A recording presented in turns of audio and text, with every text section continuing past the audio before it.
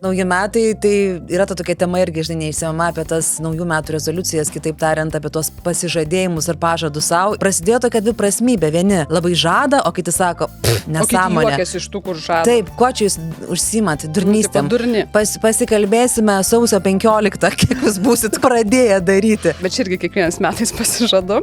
Pavyksta ten įvairiai, žodžiu, nusipirkti per šiuos metus kuo mažiau nesąmoningų, nereikalingų drabužių ir batų. Tai geroji džima, o svorio numes, kaip čia yra ne kažkaip nepagarbu šitaip neįsitraukti tokių dalykų. Ir taip po to galvoju, tai gal sausį reikėtų vis dėlto susiturėti ir tikrai save įsirašyti juoduosius sąrašus, žinai, į mėgstamiausias parduotuvės, kad neįleistų. Kad žinonė įleistų. Bet šiaip čia būtų žiauriai geras. Kad visų metų pirmadienis tai yra sausis, žinai. Tai man tas sausis yra toks, aš nieko nenoriu daryti, aš nieko nenoriu veikti, man niekas yra neįdomu, aš nieko nenoriu pradėti ir nenoriu savo pasižadėti ir niekam kitam. Daugiausia generuojama turinio to feikinio būtent iš kačių to gyvenimo, nes visi tuos kačiukus mėgsta žiūrėti. Žinai, netgi yra toks folkloras, kad žiūrėti, kai einu, atsipalaiduosiu, pažiūrėsiu nuotraukus su kačiuku. Tai viskas, to nebėra, tai yra iš mūsų atimta. Ir jūs nenustebkite, jeigu kokį gegužį jums paskambins ir Ruginienės balsu moteriškiai aiškins, kad jeigu norite, kad atgauti visus pinigus, nes ten dalį, ten ne visą tu ten tą sukauptą sumą atgausi, bet paskambins ir sakys, jeigu norite atgauti ir tą likusią dalį, tai vat suveskite, paspauskite, pasakykite kodą. Bet jeigu tau skambina Ruginienė, žinai, arba Skvernelis. Kas nori, sugalvos. Ir tu Nausėda paskambins. Šiaip vadingės, bet tau skambina, tu supranti. Taip, ir sakys, ir jautiesi ir išskirtinis. Ir su prezidentu pabendravai, žinai, tikrai paspausiu, neapgaus. 99 žmonės internetą naudojo, kad pabėgti nuo realybės, o 26 naudoja realybę, kad pabėgti nuo interneto. Nieko nenutiks, jeigu aš nesužinosiu dar vieno dalyko. Tai čia toksai yra, žinai, propagavimas tos bangos tokios, tos džiomo, taip vadinamo, ar ne, tas tipo joy of missing out, kai tu kažko nesužinodamas, kažkur nebūdamas, kažko neperskaitydamas, neišgirsdamas, tu jauti malonumą ir pasitenkinimą.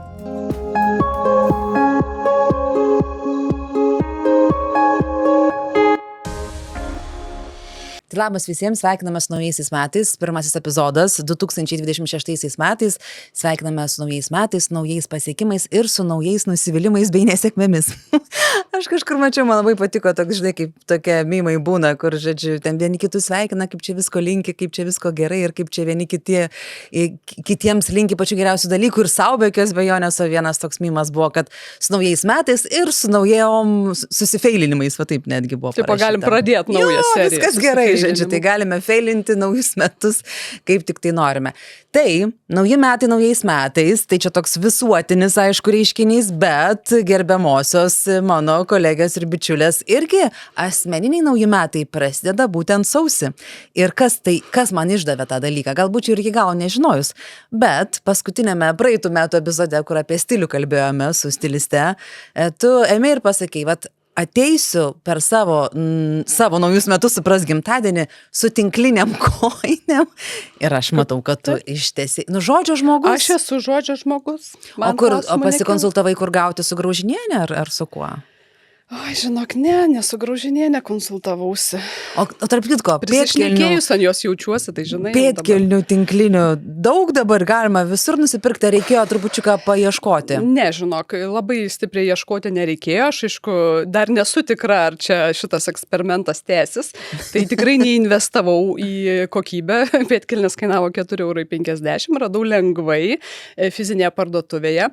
Didžiausias galvos skausmas buvo, kaip atvažiuoti nesuplėšius. Nes tikrai nuoširdžiai aš pirmą kartą esu su tom tinkliniam pėdkelniam, tai taip jau sėdėjau ir galvoju, gal reikėjo 2 nusipirkti, jeigu kartais. O kodėl tu iš vis, aš dabar man priminktų man ir priminktų tai, kas mus stebi, kodėl tu norėjai čia dabar būtent per savo gimtadienį su tom tinkliniam pėdkelniam? Nes pasakė, kad viskas ok, 40+, sakė, gazas nėra, tugi sakai 100 metų galėsi. Aš ant savo 100-mečio, tai jeigu sulauksiu, skaičiau, kad ant 50 kažkelinto mūsų sezono, suaugusių moterų klubo 50 kažkelintam epizode, aš mintinai blogai skaičiuoju, Lavija sėdės su tinkliniam pėdkelniam, kai jau jai ten beveik 100. O čia ne taip, čia visai gana greitai bus po 50 keliarių metų. Tai va. Tai prašau tiek būti ištikimiems mūsų podcasto, žodžiu, žiūrėtojams. Taip, o kadangi stilistė pasakė, kad galima, tai aš jau, kaip sakant, aš žinok, rimtai imu stilistę žodžių, žinok. Tau tinka. žinok, neblogai atrodo. Galima ir priprasti, ar ne? Tai va, Klausyk. aš rimtai įimu stilistės žodžius, aš klausau specialistų, pasakė galima, aš ir Viskas. atėjau ir pabandysiu. Jeigu Graužinienei galima visiems. Tai gerai, aišku, nauji metai, tai yra ta tokia tema irgi, žinai, neįsiema apie tas naujų metų rezoliucijas, kitaip tariant, apie tos pasižadėjimus ir pažadus savo. Ir anksčiau tai toks tarsi savaime suprantamas dalykas. Aišku, kad reikia pasižadėti ir kažką daryti ir prisiplanuoti, o paskui prasidėjo tokia dviprasmybė. Vieni labai žada, o kiti sako, O kiti nesąmonė. juokiasi iš tų, kur žada. Taip, kuo čia jūs užsiimat, durnystėm. durni. Pasikalbėsime sausio 15, kiek jūs būsit ko pradėję daryti. Tai esi Ir tu, pabaigę jau. kurioj tu stovykloje esi. Aš žinok, kažkadagi buvo laikai, kai mes visi pasižadėdavom. Taip. Ir mums kažkaip, žinok, čia man atrodo gal su nepriklausomybė, tie ten visi kosmopolitanai, kad visi ten rašė, aiškino, kad reikia pasižadėti. Kokius dalykus mums aiškino, kad reikia pasižadėti? Ką visi pasižadėdavom, kokiais ten 2000-aisiais? Aš sakau, aš brigau, iš kur tai atėjo, bet jeigu savo asmeniškai dabar taip, juokiuosi iš savęs ir atsuku, pavyzdžiui, ten 10 metų, jau 20, tai tikrai ir ten 15, tai reikia, nereikia, bet pirmi pasižadėjimai būdavo numesti svorio, nesvarbu, kiek mes Nesvarbu, ar verdavom. reikia. Per daug, normaliai, mažai reikia ir lankyti sporto klubą. Bet būtent džimą tą supranti. Taip. Nors tu galigi daug Bet čia, irgi man atrodo, yra du visokių populiariausi. veiklų daryti, bėgioti, nežinau, plaukti, užsimti visokiom mankštom namuose, šokti, bet ką, tenisą žaisti. Topų viršūnėse yra numest Ne. svorio ir pradėti džimą. eiti sporto Taip, klubą. ir eiti į džimą. Tai va aš dabar Tai va. nežinau, kaip tai pasikeitė. Man dabar tai yra juokingai, nes ačiū Dievui, aš to neberašau. Bet anksčiau tai čia būdavo tokio be susimastymo. Aišku. Taip, šitie du būtinai. Tai va, tai aš tais laikais, kai buvo modoj pasižadėt, buvo man tokia banga, kur aš tikrai prisižadėdavau ir tikrai nieko aš nedarydavau. Ta, ką pasižadėdavau, tada man buvo ta tokia neigimo era, kur aš sakiau nesąmonę. Ir dabar pilna tokių žmonių, kurie, tokią blogą reputaciją turi tie naujų metų pažadai, kad ten tiesiog akivaizdžiai Facebook'e tyčiuosi iš visų, kurie prie jų prisigalvoja. Nes tas pats džimas, ne, taigi pasižiūrėk, kaip yra juokinga, taigi netgi yra jau ta prasme tyrimai normalūs padaryti, kad prisiperkat abonementų, tai sausį visi eina su naujom aprangom, visi džiaugiasi sporto, žinai, prekių parduotuvės dėl naistrina ir po to vasarį vėl. Kaip sakant, kaip ten džimų tuštėjimo metas ir visi, kas šiaip sportuodavo, atsikvepia, nes jie gali sugrįžti normaliai sportuoti, nes visi tie rezoliucininkai būna jau išsikvėpę. Tai va, bet dabar, žinok, man jau kokie 3-4 metai, jeigu nedaugiau, yra aš esu tam etape, kur aš kiekvienais metais turiu naujametinių pažadų, kadangi mano gimtadienis ten labai netoli nuo naujų metų, tai man dvigubai, žinai, tada jau kaip ir norisi ir bet tau gal yra tokia motyvacija. Tai, žodžiu, kitas dalykas, man veikia šitie dalykai. Ir kai aš matau tenais, kaip juokiasi iš tų visų planų ir aš galvoju, bet tai man veikia šitie dalykai. Kodėl čia juokingai? Ir aš dabar skaičiau tokio psichologo straipsnį, kuris jisai sako, kad metų rezoliucijos yra gerai, nors čia neklausimas, kad ar sulaužysi, žodžiu, tenais tą pažadą, ar nesulaužysi, čia labiau klausimas yra, kada sulaužysi, o ne ar sulaužysi, psichologas sako, bet vis tiek yra geriau duoti tos pažadus savo, nes tas pažado davimas yra prisipažinimas, kad tu turėtum kažką daryti, kažką keisti savo gyvenimą ir kad tu nori kažką tais daryti ir keisti, o prisipažinimas tai jau yra šiokia tokia pradžia, kur viskas ir prasideda nuo tokio pripažinimo, kad kažką tais reikia keisti. Tai jis savo, kad yra, žodžiu, labai gerai. O savo, aš dėl to veikimo, aš supratau, žinok, ilgainiui, kad aš tiesiog neteisingai žiūrėjau į tuos naujametinius pažadus. Aš visą laiką žiūrėdavau taip, prisižadėjau, ten 4-5 mėnesius laikiausi ir po 4-5 mėnesių sustojau ir tada, žodžiu, baigėsi metai. Sulaužiau, neveikia, žodžiu. Tarsi nepadariau. Tai, tarsi nepadariau. Ir dabar, žiūrėk, aš tau duosiu pavyzdį. Čia labai man aišku, žinok, čia su knygų skaitimu man tas supratimo, suvokimo lūžis įvyko. Aš kiekvienais mielais metais pasižadu daugiau skaityti knygų. Daugiau, kad čia toks, man atrodo, irgi vienas į top 3 įlenda šitas. Taip, ir žodžiu, aš prisižadu, kad aš stabiliau tas skaitimas, mažiau ten tų bangų, kai jau iš ten neskaitai, ten 2 mėnesius neskaitai, kad tu trumpesnė, žodžiu, kad aš kažkaip bent po 15 puslapių, bet kasdien, žodžiu. Ir aš tokį pažadą kiekvienais metais duodu. Tik aš tą pažadą duodu. Tai aš pirmus 3 mėnesius skaitau jį bitute kaip. Šiemet, pavyzdžiui, per sausio 1 dieną aš perskaičiau savo pirmą knygą. Ir aš jau esu, dabar daugiau esu perskaičius, bet sausio 1. Šitą erotinį romaną? Ne, žinok, perskaičiau Namai ir likimai apie Smetonos laikų namus Kauno. Labai gera knyga, galėsiu pasidalinti vėliau rekomendaciją. Tai va, tai žodžiu, aš iš to pažado, stengimosi to pažado laikys, kokius 3-4 mėnesius varau. Ir mano, kai jau būna metų galas gruodžio mėnesį, aš suprantu, kad mano diduma knygų yra perskaityti per tuos 3-4 mėnesius, įkvėpta to pažado, o po to tas toks skaitimas būna mažesnis, toks priešokom tokiom, bet rezultate diduma knygų būna perskaitytų būtent iš to pažado. Tai aš gale metų sakau, kamon, tai jeigu aš būčiau nedavus to pažado, aš būčiau 3 mažiau tų knygų perskaičius. Tai dabar ar aš turiu sakyti, kad čia man nepavyko, žodžiu, pavyko man. Aš labai gerai, kaip žmonės, pavyzdžiui, galvoja, ir, turbūt ir aš pati, ir žmonės dauguma, kad kaip ir tu sakai, kad jeigu tu davei pažadą ir nevykdai nuo sausio 1 iki gruodžio 31, nesąmonė. Nesvarbu, kad, pavyzdžiui, iki galbūt netgi gruodžio 1 dar tas vyko, bet paskutinis mėnuo tarsi nebuvo, nesiskaito. Skaitosi, žinok, net vienas žingsnis skaitosi. Tai man irgi taip atrodo ir savo, ir kitiems, žinai, kad po žingsnelį kažką daryti, žinai, lankysiu sporto klubą. Nu, tai atrodo 7 kartus per savaitę. Nesigauna, nelankysiu iš vis. Nu, tai gal pradžiai vieną nueik, po to žiūrėk ir 2 kartus nueisi. Nu, gal 3, duok dieve. Nu, ir užteks, žinai, nu, kodėl reikia eiti 7-6 kartus per savaitę. Tai va, ta tokia dideli lūkesčiai, vėlgi, su tom savo rezoliucijom pasižadėjimais mes save nuviliame patys, nes mes per didelius lūkesčius užsikeliame. Kaip ir pavyzdžiui. Neteisingai vertiname paskui rezultatą.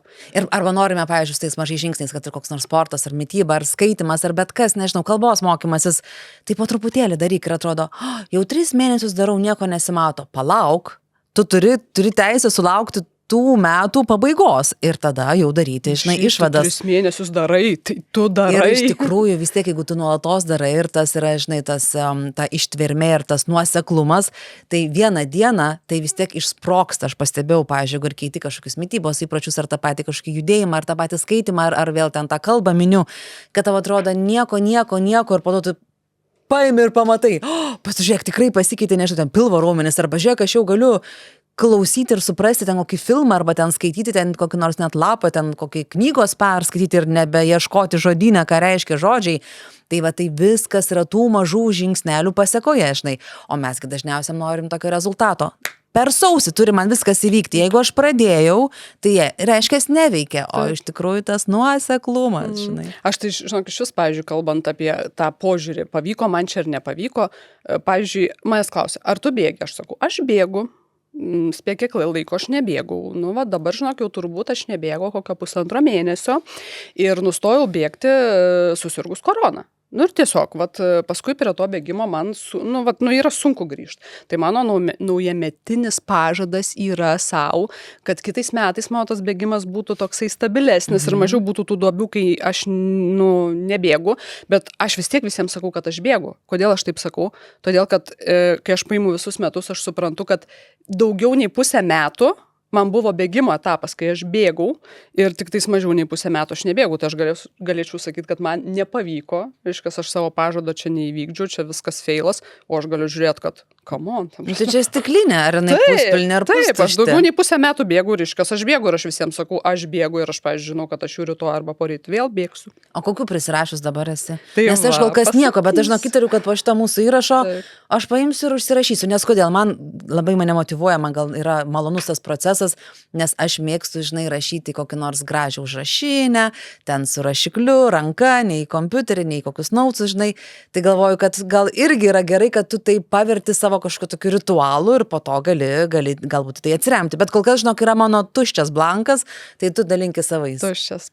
Tai va, tai mano pats svarbiausias yra tuos visus dalykus, ką aš darau dėl sveikatos, o dėl sveikatos pas mane yra sportas, sportuoju su svoriais, tada yra bėgimas, tada yra kvėpavimo pratimai ir šaltas dušas. Visus šitos dalykus aš dariau visus metus, bet išpuldavo kažkokios tai life happens, žinai, ir iškrenti, paskui sunku sugrįžti. Tai noriu, kad kiti kiti metai būtų tokie stabilesni, kad aš lengviau grįžčiau, nes tas grįžimas, aš kaip supratau, yra tikrai sunkus, nes tu, tas pirmas kartas jis toks nemalonus, tu dar turi supranti, dar irgi dėl koronos nesportavau, kurį laiką su svoriais ir tas pirmas kartas tu darai pratimus ir tu ištisai save grauži, kad tu dabar buvai šitiek laiko atsitraukus ir tu šitiek laiko nesugebėjai grįžinai. Ir tu sportuoji, kad džiaugtumės, kad tai darai, ne? Taip. Ir tą pirmą kartą nemalonų reikia iškęsti, tiesiog žinot, kad nebus labai fainai ir paskui tu tiesiog įsivažiuosi. Tai, žodžiu, mano planas yra toks, kad mažiau būtų duobių, toliau tęsti ir daryti, nes aš suprantu, kad tie visi pažadai yra procesas. Nei vieno dalyko nebus tokio, kad aš, čia, gerai, bus. Pasakysi, pasistatysiu namą ir gali pasistatyti ir užsidėti varnelę. Bet kas liečia sportas, mityba, ten rūpinimasis savo sveikata, tai niekados nebus varnelė šitas planas. Tai niekados neįvyks, kad, tipo, aš sportuosiu varną ir dabar, jeigu aš šitais metais sportavau, tai dabar visą savo gyvenimą sportuosiu. Kiekvieną rytą atsikėlęs, tu esi kovoj su savimi ir kiekvieną rytą atsikėlus, tau yra, tu primi sprendimą, aš sportuoju ar ne. Ar aš šiandien bėgu, ar ne? Bet ką darant, norėjau pasakyti ir tu įžodinai, kad kiekvieną rytą atsikėlęs, tu iškart primi sprendimą, ką tu darysi su savo diena iš principo. Tai lygiai taip pat su sportu, aš atsikėlus šiandien sportuosiu ar ne, ar aš sportuoju ar ne, ar aš bėgu ar ne, ir niekur tu tos varnos nepadėsi. O aš perkeliau, prisiminiau iš praeitų metų rezoliucijos, kuria aišku nepavyko. Į šiuos metus keliu. Nepavyko, nes tikrai nepradėjau mokytis italų kalbos. Okay, čia šito negalima. Taip, tai čia galvoju, gerai, tai neaišku, kad aš ją išmoksiu, bet galvoju, gal galiu bent jau, kažkaip pradėti tą jau visai tokią, bazę. Taip, tai galvoju, tik nesunku. Bet, nesunku, betgi reikia pradėti. Supranti, tai nesunku, 15 minučių per dieną yra juokas, bet reikia priimti sprendimą tai padaryti. Tai vieną jau žodžiu, pasižadu prieš visą dabar auditoriją, kad aš, keliu savo seną rezoliuciją naujus metus, noriu pramokti italų kalbos. Bent jau ten, kad jau, žinai, kažką galėtum įsisakyti Italiją nuvažiavus ten esminių dalykų. Žinai, svarbiausia, proseko, prosciutto, gelato, prego, ir viskas, žinai. Antras pažadas, ką aš sau daviau, stengsiuosi išlaikyti savo flirtą su teatru, kur aš teatrą atradau visiškai po 40 ir buvo labai ilgas etapas, kai aš visiškai neėjau į spektaklius, neėjau į teatrą, nes man tai tiesiog atrodo, kad tenais nuobodu ir, šiaip pas mane kitkas gyvenime vyko. Ir tada aš 40 plus sugalvojau, kad, kodėl nepabandžius, aš pabandžiau ir man taip patiko, kad aš praeitą sezoną teatro, o sezonas prasidėjo rugsėjo mėnesį, tai nuo rugsėjo iki rugsėjo, aš nuėjau į dabar, skaičiau ir dabar tiksliai nesimenu, 17 ar 18 spektaklių pamačiau, mano rekordas buvo 4 spektakliai per savaitę. Taip, tai aišku, ten buvo ta savaitė tokia intensyvi ir gal kartot nenorėčiau 4 spektaklių per savaitę.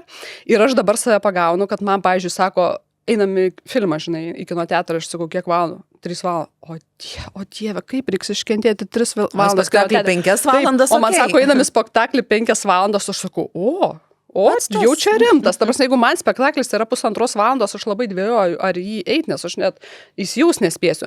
Tai labai norėčiau palaikyti tą frontą su spektakliais, nežinau, kiek pavyks, nes jau nemažai mačiau, o į tuos, kur labai noriu, gauk tų bilietų, kad gudrus. Gerai, tai tu tokia irgi rezoliucija dar ją ne tik, kad perkeli visiškai nuo naujo, bet tiesiog jie tiesi, kaip ir pati sakai. Nes tai procesas yra. Tai geroji džimą. O svorio numes, kaip čia yra kažkaip nepagarbu šitaip neįsitraukti tokių dalykų. Nesvarbu, kad to svorio gal reikia priaugti. Po kalėdų, žinok, to svorio biški reikia numesti, bet, čia, žinai, tokia tema.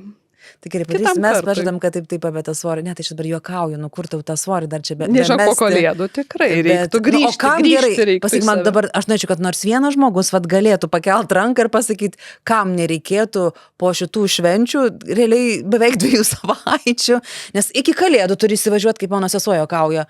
Tai turim paruošti skrandžius, tai turi ir prieš tai pratampyti jį, kad gerai jaustumai, suprask, prie kūčių kalėdų stalo, ar ne? Ir po to pabandyk tu po to sausio 1 išeiti. Čia irgi apie tai žmonės daug irgi kalba, kad kaip grįžti, nes tu... Žinai, kaip irgi tie juokingi visokie rilsai, kur žmonės žiūri ten kokias salotas ar ten daržovės, jie nesupranta, kas čia. Pirmą kartą gyvenime mato šitą produktą, nes viskas yra tik tai riebiai, tik tai, žinai, iš miltų ir panašiai. Žinai, koks mano paskutinis prisižadėjimas ir jau viskas paskutiniausias, jis biški susijęs ir su mūsų praeito epizodo viešne. Tai pasižadėjau, bet čia irgi kiekvienas metais pasižadu. Pavyksta ten įvairiai, žodžiu, nusipirkti per šiuos metus kuo mažiau nesąmoningų, nereikalingų drabužių ir batų. Tai ta proga, žodžiu, visą gruodį laikiausi, tarp kitko, po mūsų epizodo nufilmavimo su Milda Glebutė, laikiausi, nieko nepirkau, o einu, o sunku, o daužo. Ir tada paskutinę gruodžio savaitę galvoju, nu tai vat, kad lengviau būtų metus pradėti ir užsipirkau viską. Bet aš sakau, nu tai čia gimtadienio dovanas, tik aš iš anksto, nu tiesiog radau gerus daiktus, žodžiu. Tai gruodį tu perki Kristui gimtadienio dovanas, tik negalėjom išsiųsti, tai pati naudoju, o po to sausi savo. O aš kitą mėnesį irgi savo pirksiu. O aš dvigubai dariau priešingai gruodį negu tu, nes kažkokį turėjau polėkį ir taip po to galvoju, tai gal sausį reikėtų vis dėlto susiturėti ir tikrai save įsirašyti juoduosius sąrašus, žinai, į mėgstamiausias parduotuvės, kad neįleistų. Kazino neįleistų. Bet šiaip, kad būtų žiauriai geras, jeigu neįleistų. Bet matai, ir online kažkaip reikėtų, kad blokuotų mane. Kodą, o kodą žino sutuoktinis, jeigu jis nepalaiko tavo pirkimo, žinai, arba ten mama, žinai. Nu, kas čia gali palaikyti? Niekas nepalaiko tokių dalykų. Na gerai, nu tai ką, tai su tom rezoliucijom viskas aišku, tai rašykite savo nuomonę komentaruose, nes turime šiandien begalę pačių nuostabiausių prizų ir tikrai dalinsime. Turime ir Imunital visą rinkinį, kurį ir matote, turime ir prizą, apie kurį sužinosite netrukus mūsų pokalbėje, tai tegu būne kaip mažytė paslaptis, tik pasakysime, kad labai nuostabus japoniškas dalykas. Apie rezoliucijas savo irgi naujų metų. Parašykit, ką prisižadėjot. Nesilaikote, kenčiat, nekenčiat, galvojat, kad tai yra nesąmonė, o kodėl galvojat, kad tai nesąmonė, tai tiesiog įdomu. O mes tęsime, nes turime ir dar kitų temų, apie kurias norime šiandien pasikalbėti. Atrodo, čia tie metai, nu, tik tais baigėsi, bet jau važiuoju, kiek čia laiko praėjo, čia greitai viskas eina, bet aš vis dar prisimenu, žinai, pereitus metus, nes vis tiek tie dalykai persikelia. Kas tau buvo didžiausias toks pokytis, didžiausias toks lūžis, kažkoks tai įvykęs praeitais metais, kuris iš šiuos metus persikelia, toliau tęsiasi? Nežinau, žinok, man kažkaip nėra, aš tik trumpam nukrypsiu apskritai apie tą tokią naujų metų pradžią, ką tik apie tas rezoliucijas pasikalbėjom ir tarsi toks pakilimas turėtų būti ir panašiai, tai aš prisipažinsiu, kad man naujų metų pradžia yra visiškas tuštumos jausmas. Man jis nėra asociacija su jokiais naujumais ir su kažkokiais naujais etapais. Man jis yra, žinok, toks, kažkoks vos nedugnas, supranti. Nežinau, kodėl taip yra. Baigėsi. Gal, bet šventės yra jos tokios irgi, ar tave išsunkia, ar tu pavargsti, ar tu išlaidų būna per daug, aš nežinau. Čia turbūt yra tikrai daug psichologinių niuansų, bet gal netgi ir suprantu žmonės ir pati save, kad tų rezoliucijų naujų neprisirašiau, nes man tas sausis toksai tipo give me a break, žinai, tipo leiskit pailsėti. Nesausi būna šiaip jau tas liūdniausias pirmadienis. Galbūt, bet aš kažkur, žinau, girdėjau, kažkur perskaičiau tokį smagiausią dalyką, kad sausis tai yra visų metų pirmadienis. Ta prasme supras, kad taip ir yra. kad visų metų pirmadienis tai yra sausis, žinai.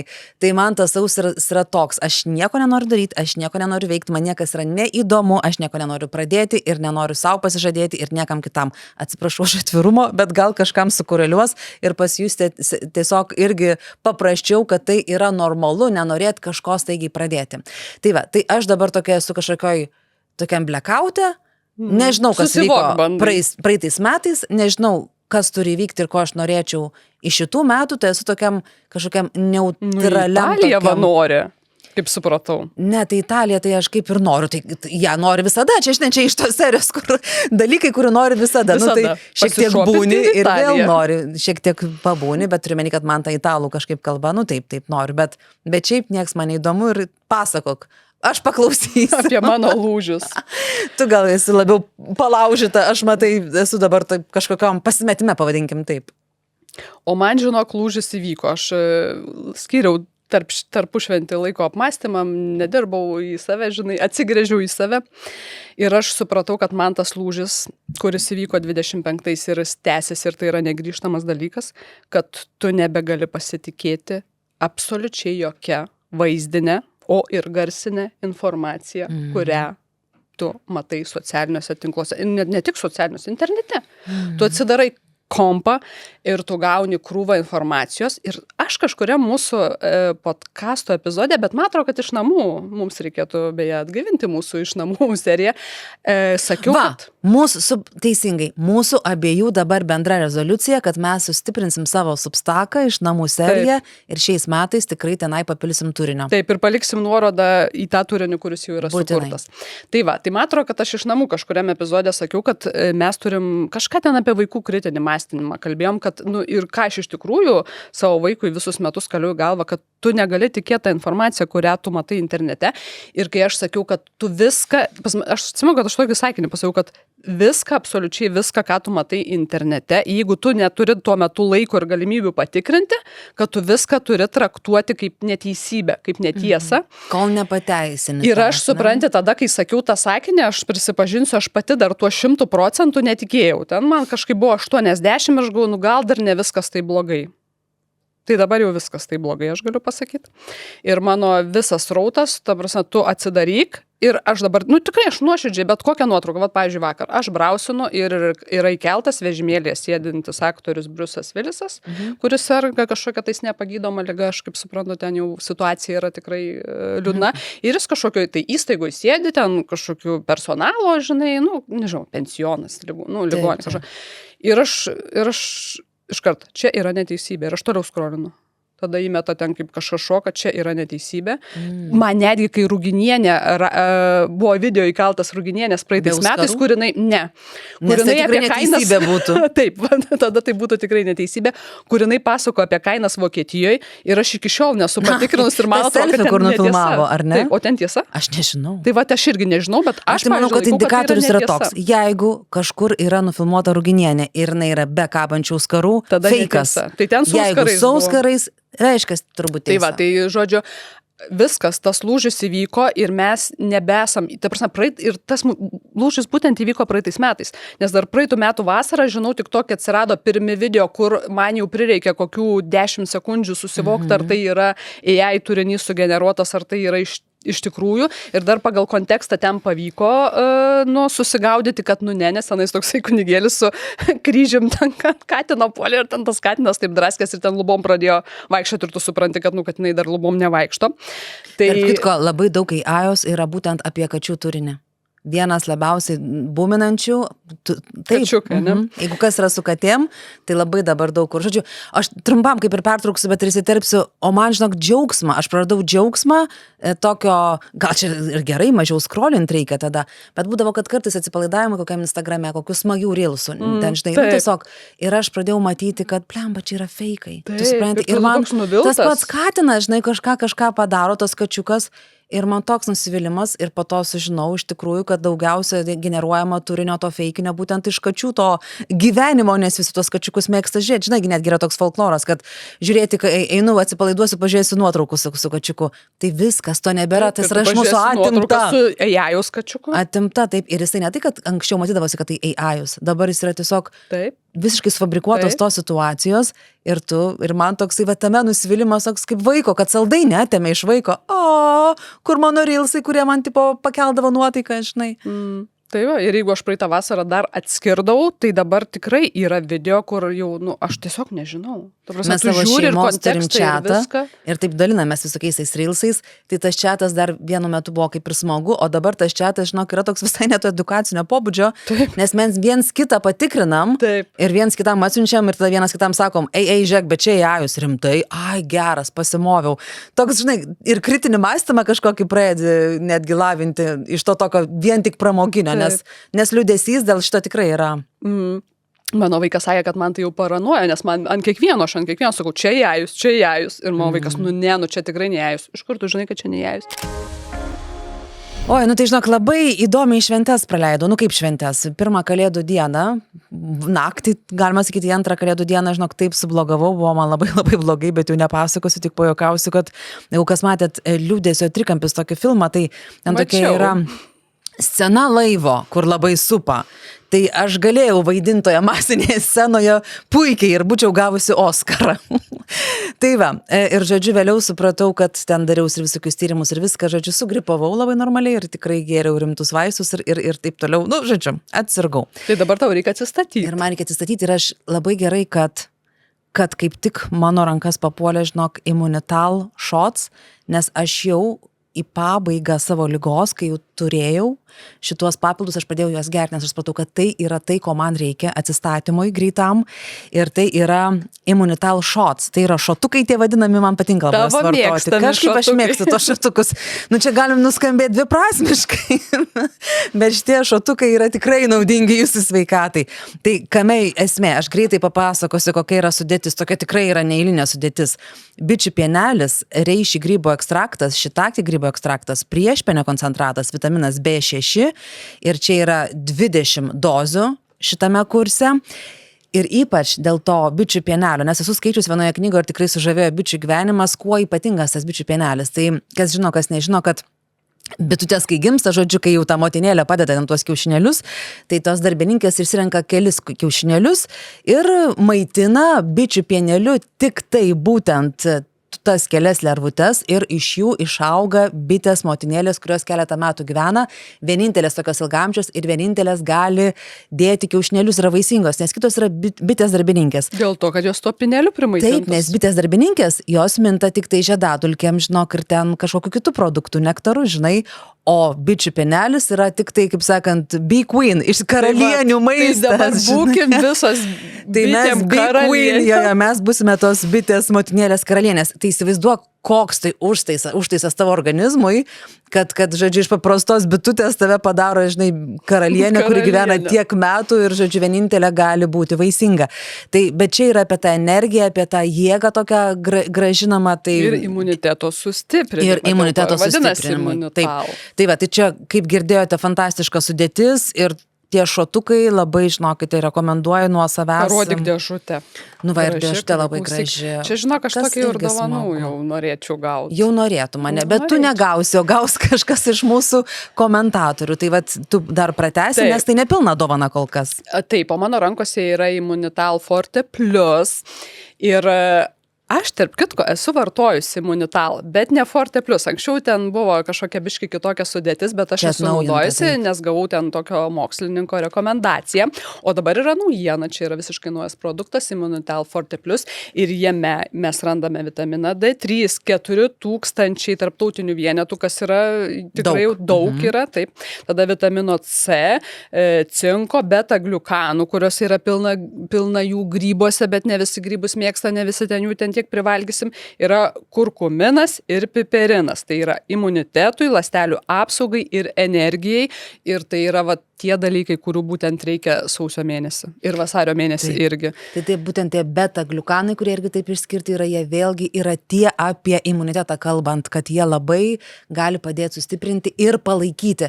Todėl būtent Imunital Forte Plus, tai čia yra 30 kapsulių, tai čia yra 1 mėnesio dozė, tai ir gerkite toliau, net jeigu ir sakote, aš čia ir stiprus ir nieko niekada nesergu, niekada negali žinot. Geriau, kaip tai sakant, sausis vasaris tokie rizikingiausi ir kovas dar, taip, ir visi kalba ir apie antrąją gripo bangą ir taip toliau. Tai žodžiu, imunitetą turim sustiprinti, kaip turi būti. Ir štai, ir Imunital Shots, ir į tą gražią dėžutę mes štai visa pilna tokia dovana. Skaudančia tokio didumo, nuostabumo dovana, visa atiteks vienam iš jūsų. Komentuokite po mūsų šiuo epizodu, dalinkitės įspūdžiais, dalinkitės savo mintimis, savo rezoliucijomis naujų metų, ką jūs apie tai galvojate, čia yra sąmonė, nesąmonė. Visa tai, kas yra šiandien mūsų temoje iš esmės. Aš beje domėjausi, kaip tos didžiosios naujienų agentūros tikrina turinį, ten CNN, BBC, The Economist ir taip toliau, tai jiegi turi krūvas nuotraukų ir video patikrint. Ir tarp kitko jau dabar atsirado netgi užrašai, matro CNN vakar mačiau, kai deda, kad verified by CNN, žodžiu, jie tikrina ir pasirodo, kad į tai yra labai sudėtingas procesas, ten analizuoja pikselius, šešėlius, ta prasme tenais. Atskirus kūrė departamentus. Ta prasme, kažkoks tai procesas pakankamai sudėtingas įvertinti, ar tai tikrai yra ne jaus generuota. Ir aš esu girdėjusi bent jau iš kolegų, Lietuvoje žiniasklaidos, tai nežinau, kaip tas technologiškai vyksta, bet kad yra žmonės, kurių yra etatai atskirai sėdėti ir tikrinti pačią informaciją, ne vizualiką, bet pačias žinias, supranti, ką mes gaunam. Taip, ir dabar plius eina ir vizualika, bet kad tai ačiū Dievui, kad kuriamas kažkoks priešnodis, ne tai, kad, yra kaip yra, supranti. Taip. Ir paskui verkia, kad žinios, sako, už 2 dienų parodo naujieną. Tu turi patikrinti, ar ten teisybė yra, tu negali prirodyti nesąmonių. Tai aš žiūrėjau kainą, žodžiu, tenais iki 1000 eurų vieną patikrinti turinio vienetą, nuotrauką iš pigiau, video sudėtingiau. Ir aš, žodžiu, žiūrėjau, ar 100% ir gali tau įtikinti. Aišku, ten tuos tikrinimus daro ten, kai iki teismų prieina, žinai, nu, ta prasme, teisiniai kažkokie klausimai. Tai pasirodo, net negali 100%. Ten tau niekas nepasakys, taip, čia ne jajaus. Tau gali pasakyti, kad čia yra nufilmuota, bet ant viršaus koreguota jajaus ir ten, pavyzdžiui, tikslumas bus ten 98%. Aš tai, kam dabar labai svarbu šitą informaciją išgirsti, tai visiems tėvams, kurie deda savo vaikų nuotraukas, tebededa ir labai stipriai skleidžia internete nuo kūdikių iki vyresnių, kaip stipriai tiesiog, nežinau, šuoliuoja visos tos technologijos, to viso deepfake'o ir kas gali nutikti su jūsų vaikų atvaizdais. Aš esu apie tai tokią ir konferenciją vedusi, tokio podcasto formą. Tai buvo proga susitikti su žmonėmis, kurie yra specialistai iš tos pusės. Žinok, tiek prisiskaičiau, grįžau pakraupus, tiesiog pašiurpusią odą namo, kas vyksta su tom nuotraukom, kaip tavo yra tapatybė pavagiama tavo vaiko, kiek galima visokių aferų, finansinių apsukti į vaikų pornografiją nueina, supranti, nes ta prasme tavo vaiko vaizdas, veidas, kūnas, kuris yra, pavyzdžiui, iš atostogų, žinai, paimtas, pavyzdžiui, iškirptas ir jisai yra tokiems juodiems darbams naudojamas ir viskas, jeigu nuotrauka atsidūrė internete, viso geriausio, tu nieko nepadarysi, tai yra nevaldomi dalykai. Tai čia dabar yra tik tai sveiko proto susigrąžinimas ir atsakomybės jausmas visiems, kas deda savo vaikų nuotraukas bet kur į internetą, Instagramai, nežinau, Facebookai, viskas, kas yra pasiekiama. Tai pagalvokite, kas gali nutikti ir tai nėra nei linksma, nei žavu. Čia yra dabar jau tiesiog labai labai rimta. Linksma ir žavu jau praeitas etapas. Viskas, mes iš tos eros išėjome ir nemanau, kad grįšime. Aš kaip tik tais šią savaitę šią temą skaičiau straipsnį, kad Britai pirmieji planuoja įstatymą išleisti baudžianti už vaikų išnaudojamo turinio kūrimą AI priemonėmis su dirbtiniu intelektu. Tai jie pirmieji Europai tą žada padaryti. Į tokio turinio jau pasirodo yra prikurta ir ten tose darknetuose, žodžiu, jisai keturgubai augo per paskutinius metus. Ir ką tu sakei, irgi skaitau, yra ten kažkokia Britų organizacija, čia jos atvejis, kad kreipėsi 15-metė mergaitė ir rašo, kad nepažįstamasis internete redagavo jos nuotraukas iš socialinių tinklų paimtas, kad sukurtų netikras nuogos moters nuotraukas. Tai jisai paėmė tas mergaitės veidą, jisai paėmė jos kambario foną, jinai savo kambarį nusifotografavo, jisai uždėjo nuogą kūną ir grasino, kad nusiųs juos tėvam ir, žodžiu, ir dar ten klasiokam paplatins ir taip toliau. Ir jinai kreipėsi į organizaciją, žodžiu, kad ką man daryti, nes mano tėvai nepatikės, kad tos nuotraukos yra netikros. Ir kai, žodžiu, čia yra didžiulė problema, kad tie, žodžiu, mokantis naudotis, gali šantažuoti vaikus, kad parodys klasiokam, kad parodys tėvam ir taip toliau. Ir kai man suaugę žmonės sako, manęs tas jajus, aš čia nieko neįdomu, nenoriu nieko žinoti, man čia jo neprireiks, iki gyvenimo gal aš su jo nieko nedarysiu. Jūsų vaikai gyvens šitoje aplinkoje, kaip jūs jo žadat užauginti ir apsaugoti, jeigu jūs nežinosite dirbtinio intelekto galimybių, ką jisai gali padaryti, jūs gausite tokią nuotrauką ir ką tada jūs sakysite. Tu gali jo nenaudoti. Pavyzdžiui, nereikia žmogui, jis nenaudoja ChatGPT arba pats nesinaudoja programėlėm, jis nenaudoja kaip įrankio. Bet tu turi suprasti jo grėsmes. Ir galimybės, ką su juo galima padaryti. Ir ką jis tau gali padaryti. Ne ką tu padarysi, nes tau yra paranku ir patogu, kaip tavo įrankis, žinai, kažkoks pavyzdžiui. Bet ką jisai tau atneša, ta prasme, tas suvokimas. Ir tarp kitko, tu sakai apie Britaniją, žinok, esu girdėjusi tarp paauglių visokių, žinok, irgi yra nutikimų situacijų, kad naudoja tuos deepfake'us, po to ten, žinai, gal nelabai kokybiškai, bet užtenka vieno tokio dalyko, kad žala būna padaryta, pasklinda įvairiausios apkalbos, baisiausios, žinok, patyčios, ir kad paneigimas net nebeišgelbėjo. Ir netgi jeigu paneigi, niekam neįdomu, nes tai yra taip stipriai stimuliuoja, supranti, tokie dalykai, tu pamatai, išgirsti ir žmonės to patik ir jiems nebeįdomu, kad tai yra netiesa. Jiems užsifiksuoja tas pirminis efektas, tas pirmas įspūdis. Tai ten vaikai, žinai, ir mokyklas keičia ir vos ne miestus keičia, nes, tiesiog neįmanoma gražinti. Undo nesidaro šitose situacijose. Tai sakau, visi tie, ypač sakau, tie visi Instagrame, kur tėvai kelia, taip tikrai reikia. Bet ir vaikai patys. Ir patys vaikai. Taip. Ir save apsisaugoti tikrai, kad ir ten lipdomi, žinai, sakau, kūnai, kaip tu sakai, vaikų veidai, kūnai, kiti, aplinka kita ir taip viskas tobulai, tu jokių linijų neįžiūrėsi. Jo, apie tos vaikus aš skaičiau, kad, reiškia, medžioja nukrypimų turintis asmenės, pusnuogių vaikų nuotraukas, video ir užsideda ten, ką jam reikia pasikoreguoti. Taip, ir po to skleidžia ir dar skleidžia ir už to dar platina, užsidirba pinigus, taip, nes, pavyzdžiui, po to tai yra net užvadinti ten sexy girl on the beach, aš sakau, čia iš to mokslinės, iš tos konferencijos, kurioje buvau, ir ta sexy girl on the beach atidaro, o ten yra tiesiog, 7 metų mergaitė, o taip, ta sexy girl. Ir kai irgi sako, nu, čia, žodžiu, ne mano tema, čia man nereikia žinoti, tai va, dar vienas, taip susimašiau kabliukas. Taigi šiemet dabar visos diskusijos apie tą antrą pensijų pakopą, kur sausio 1 visi ten, žodžiu, prašymą. Rezoliucijas visas visų gyvenimo metų išpildys. Mačiau pasiūlymą, kažkas sakė, plaukus prisiauginkit, atsiėmė pinigų, žodžiu, antros pakopos. Ai, čia rimtai kažkas taip siūlė? Jo.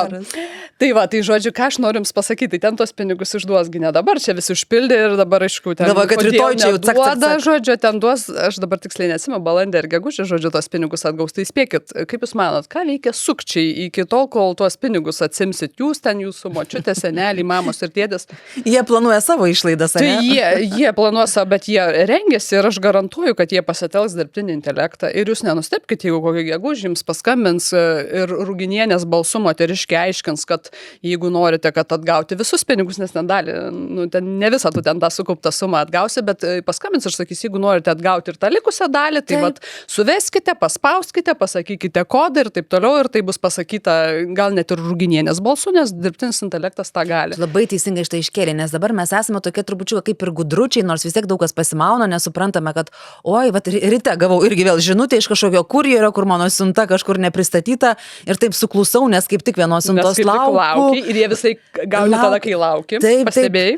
Ir tada, bet to teksto be galo daug ir taip viskas keista, pasižiūrėjau numerį, aišku, pradžia viskas aišku. Tai jau tokie esame kaip ir gudručiai, arba jeigu ten koks ten, žinai, rusakalbis paskambina, su tavim kalba, tai žinai, siunti jį paskui rusų karinį laivą ir baigi to pokalbį. Ir tada pradeda šantažuoti per Viberį, man tai buvo. Ar ne, ir baigi tą pokalbį, bet tu vis tiek jau iš karto į tokie indikatoriai, kuriuos tu atpažįsti ir supranti. Bet jeigu tau skambina Ruginienė, žinai. Arba Skvernelis. Nu, kas nori, sugalvos. Ir tu Nausėda paskambins. Šiaip vadingės, bet tau skambina, tu supranti. Taip, ir sakys, ir jautiesi ir išskirtinis. Ir su prezidentu pabendravai, žinai, tikrai paspausiugi, neapgaus. Tai va, čia tie deepfake'ai, o Jėzus, tos galimybės yra neribotos, tai reikia dabar. Kažkur mačiau, tarp kitko, irgi patiko viena specialistė, sakė, tai gerai, o ką daryt? Tai pirmas, kaip čia sakyti, pirmoji pagalba savo yra tokioje situacijoje, tai yra nusiraminti ir dieną nedaryti nieko. Nes jeigu tai yra kažkoks geras pasiūlymas, jisai nesudegs per vieną dieną. Jis vis tiek jūsų lauks. Ar ten kažkokia super duper investicija, ar ten visa grąžintina suma kabutėse, žinai, iš pensijų fondo, ar bet kas kitas. Bent pusdienį nusiramint ir apmąstyt, pagalvot, kad pirminės emocijos nurimtų ir tada tą, žinai, ar žinutę, ar ką, pasinagrinėti. Ir kai tavo yra šaltas protas, jis mato dalykus. Jisai tiesiog pradeda matyti, kad čia žiūrėk ir kažkaip su klaidom, ir tas nesąmonė, nieko aš čia nelaukiu, ir iš tikrųjų sūnaus neturiu, tai kaip jisai avariją galėjo papulti, nesgi žmonės atiduodavo, žinai, neturėdami vaikų tuos pinigus. Tai sako specialistai, kad pirma pagalba savo, nusiraminti, neskubėti nieko daryti, nes jeigu tai tikrai geras ir tikras pasiūlymas, jis neišgaruos per parą tikrai. Taip, ir aš tai tikiu, kad dar gal mūsų žiūrovai ir ten didesnė dalis gal ir susigaudys ir viskam, gal ne visi dar ir atsimžinai tą, bet pakalbėkit su savo tėvais, su savo močiutėm, kurie netokie gudrus kaip mes ir jiems tas AI ir DI iš vis nieko nesako, kad juos tais mėnesiais įspėt būt budresniais ir nieko nespausti ir nieko nevesti ir niekam nieko nesakyti, kaip ten toj reklamai ta močiutė sakė, nesakysiu, sakė. Per LRT kažkokia reklama eina, kur nesakysiu, nespausiu. Nematėjai? Skambina močiutė, žodžiu, ten irgi pasakyti, nesakysiu, nespausiu, nedarysiu, žodžiu. Tai va, tai įspėkit, kad tikrai, žodžiu, tų apgalių gali būti. Ir aš žiūrėjau, kiek pavogė, žinok, 24, man atrodo, ar kažkas, žinok, ar, tame tarpe nuo 12 iki 20 milijonų yra išviliota. Ir tai buvo banaliom, primityviom priemonėm, tiesiog skambinant. O dabar? Gal jau kažkiek pasitelkiant, bet dar tikrai nepilnumoju, o šiemet, ką mes žinom, to sulauksim. Ir čia tai tiek išviliota, ir tada ten dar šalia buvo suma dar plus kokį 15 milijonų, kiek buvo bandyta, bet nepavykę, nes, tai kartais tikrai pagauna, žinai, ir pavyksta. Ir nepamirškim, kad, pabaikim. Taip, kartais pagauna, pavyksta ten tos pinigus sugrąžinti, arba ta prasme kažkuriame etape jau žmogus susivokia, bet tada priduoda, tai ten dar 15 milijonų yra viršaus, kiek buvo bandymų.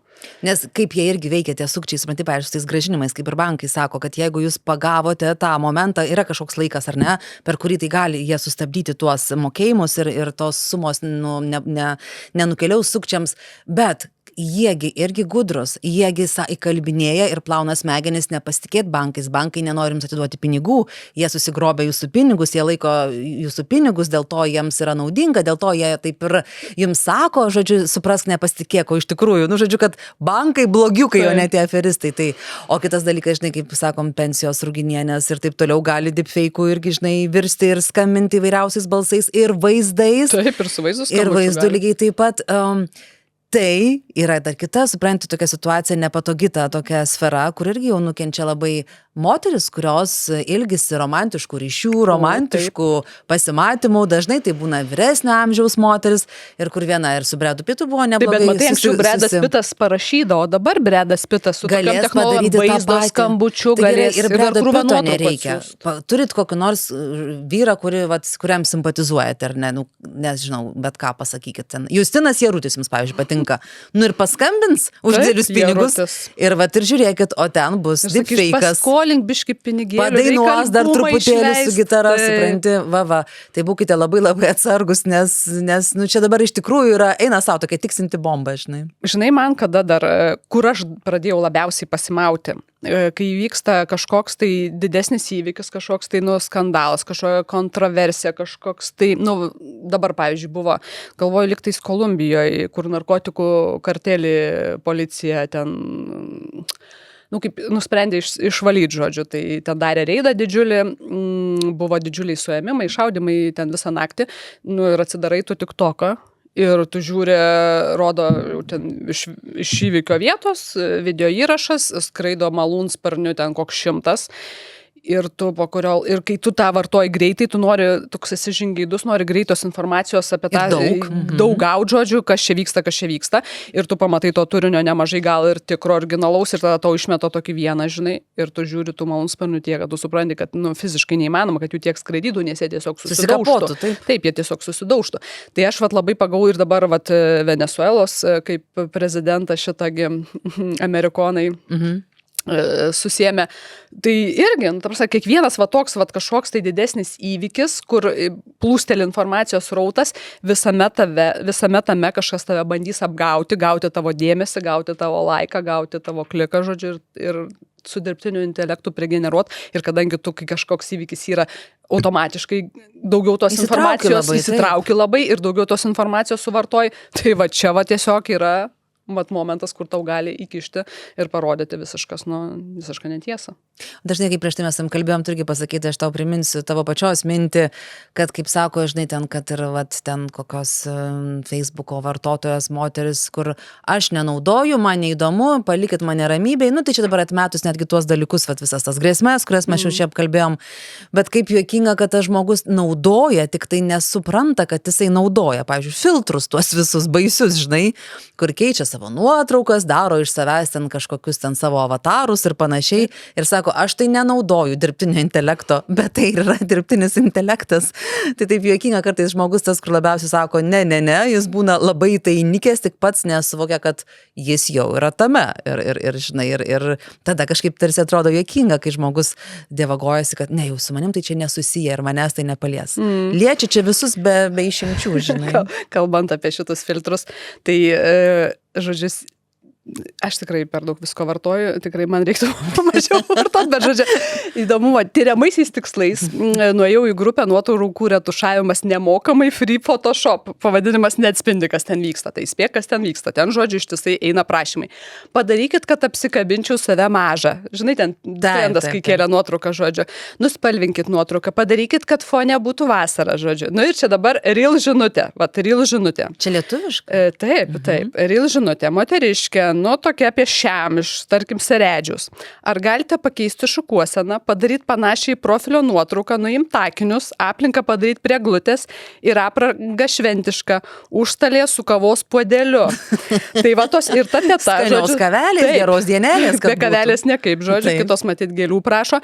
Ir ta nuotrauka, ta moteriškė, jinai užsideda iš karto ant savo Facebooko, žinai, kaip Facebooko profilinę.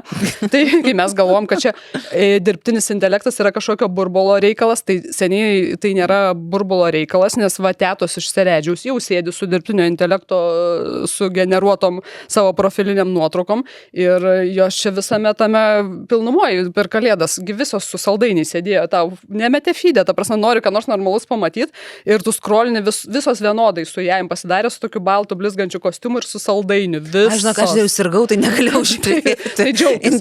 Instagramo, nes kažkaip galva svaigo. Čia Facebook'e nori ką nors prisikapstyti, žodžiu, turi pilną tų tetų pamatyti. Tai va, tai vienu žodžiu, čia nėra jau tik burbulo reikalas, tetos jau su AI-umi irgi draugauja. O aš tik tai, kaip tu sakai apie tuos visus photoshopinimus, tai esu kažkada mačiusi, net nežinau, ar grupė, gal tiesiog, gal ir atvira kažkokia grupė, tai atsimenu, linksmindavausi, bet ten jau yra su ta intencija pasijuokti. Ten kas nors įdeda savo nuotrauką ir sako, na prašau, aš norėčiau, kad daugmaž būtų taip ar taip, padarykit ką nors. Nu ir ten pasileidžia fantazija, bet ten tu supranti, kad ten yra juokiamas ir ten žaidžiama su tuo. Tai ten irgi, va, jeigu ta ponia, kur norėjo to ir to, tai va tenai toje grupėje būtų tiek visko padarę, žinai, kad jinai ten, ta prasme, savęs net pažintų arba labai būtų kokios nors netikėtose, juokingose situacijose. Tai čia irgi, nu žinai, gali iš to ir pasijuokti, pasidaryti kažkokį tokį fun. O aš irgi buvau pasimovusi. Taigi tau netgi, atsimeni, tu man ir pasakai, man atrodo. Jau čia žinau. Taip, tai čia kur, taip, žinai, kaip būna iš tų nostalgijos tokių momentų, kur, oi, kaip smagu, ten kokius nors atkuria filmus, ten, žinai, pratęsimus daro. Ir kad Pretty Woman, žodžiu, čia jau antra dalis, vaje, čia Richardas Gyras ir Julia Roberts, vaje, kaip, nesvarbu nei apie ką, nei kaip, nei už ką, nei kodėl. Plakatą su data, su paleidimu, žinai, nu tai aišku, baisiai smagu pasidalinti.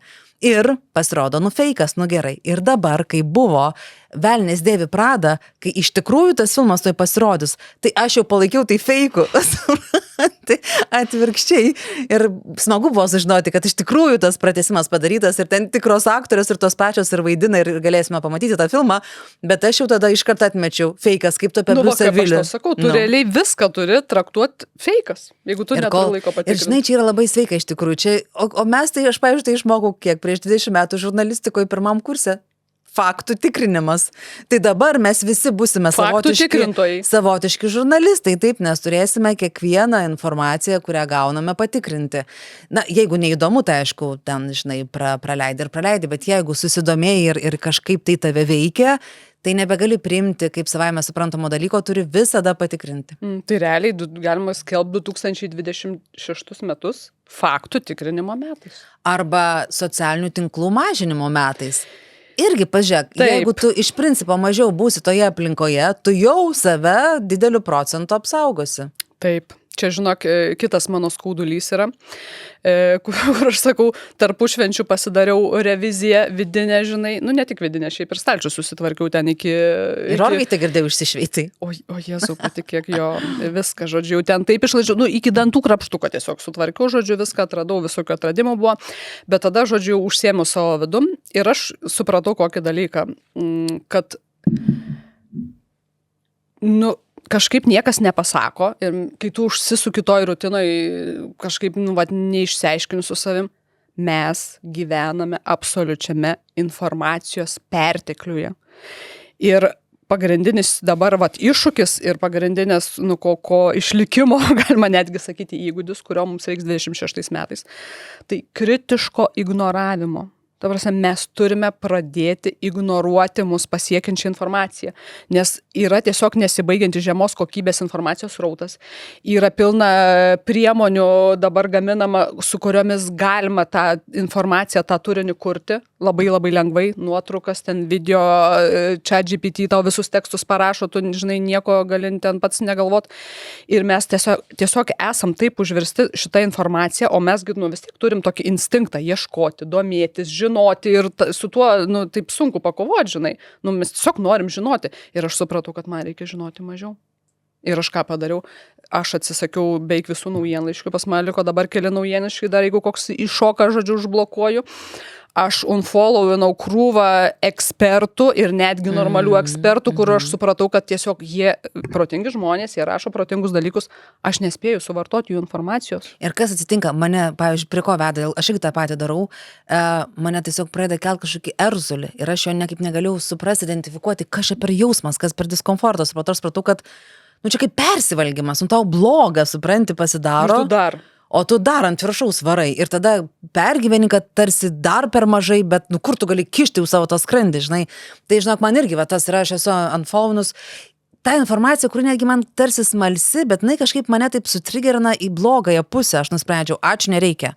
Tai aš esu Substack'e irgi ten keletą, žinai, prasimėčius, pirmą galvoju, oi, čiagi įdomu, pat galvoju, ir neįdomu, ir pasilikau tokį visiškai, žinai, išsigryninau, nežinau, kokie turbūt 5 burbuliukai pas mane, žinai, kuriuos aš ten, subscribinu, ir viskas, ir man kažkaip taip gera buvo, aš galvoju, nieko nenutiks, jeigu aš nesužinosiu dar vieno dalyko. Tai čia toksai yra, žinai, propagavimas tos bangos tokios, tos džiomo, taip vadinamo, ar ne, tas tipo joy of missing out, kai tu kažko nesužinodamas, kažkur nebūdamas, kažko neperskaitydamas, neišgirsdamas, tu jauti malonumą ir pasitenkinimą, nes prieš tai vyravo tas FOMO vadinamas, tas fear of missing out, kai tu bijai, turi baimę kažko nesužinot, praleisti, nežinot, ką atsakyti per kavos pertraukėlę, ten, žinai, savo ten, nežinau, ofise. Nežinai, bet tu esi toksai daug švaresnis vidumi, supranti. Tai kadangi tai yra net judėjimas dabar naujas tas, aš galvoju, čia mano gentis, aš esu su tais džiomo, kiek žinau, tiek užtenka, nieko neatsitiks, kad kažko truputėlį nežinosiu, nes šalia to tu niekada nežinosi visko. Tai žinai, tai čia tada tokia bedugnė. Ir kur turi tiesi, tau tik tai blogin. Tai va, esu irgi, žinok, už tai, kad mažint, nes tas perteklius informacijos yra tiesiog nesveikas. Ir visi, žinai, turi savo tų ir komercinių sumetimų. Visi nori iš to pasidaryti, ten, žinai, atkreipdėmėsi, nes tai kažkaip yra monetizuojama. Tai žodžiu, taip. Ir aš tiesiog supratau, kaip aš sakau, tu sakai, gal čia neįdomu. Ir dėl to nereikia, man kai kas yra įdomu, aš tiesiog, aš neturiu tiek laiko suvartoti to turinio, kiek jo yra sukuriama, o tų įrankių, ta prasme, visi dabar gali turinį kurti absoliučiai visi ir tą daro labai daug. Ir to turinio daugėja, jeigu proporcingai žiūrint, kiek, turinio daugėja, o suvartojančių tai ne, dabar netgi žmonių jau, matau, augimas planetų jau dabar biškai stabilizuojasi, žodžiu. Tai turinio daugėja, suvartojančių ne, ir tada man toksai nervas, kad aš kažko nesužinojau, kad čia man reikia ir čia pasirinkti. Nereikia, aš neturiu laiko suvartoti tiek turinio, aš atsirinkau, ko man tikrai reikia ir aš stengsiuosi kuo mažiau gauti. Ir tikrai nuo tokių mažų žingsnių žinai, kaip sakau, elementariai nuo naujienlaiškių. Arba, pavyzdžiui, Facebook'e followin. Tu įsivaizduok. Žodžiu, aš followinu Facebook'e tuos grilius ten mėsai kepti.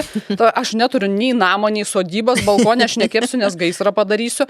Kodėl aš followinu? Kodėl aš tą informaciją matau, atrodo smulkmė, yra žmonių, kurie moka tam chaose gyventi, o man tai erzelis, kiekvienas toksai, žodžiu, tokios švarožinai. Ir dar tokį labai gerą perskaičiau pasakymą, kad 99 žmonės internetą naudojo, kad pabėgti nuo realybės, o 26 naudoja realybę, kad pabėgti nuo interneto. Taip.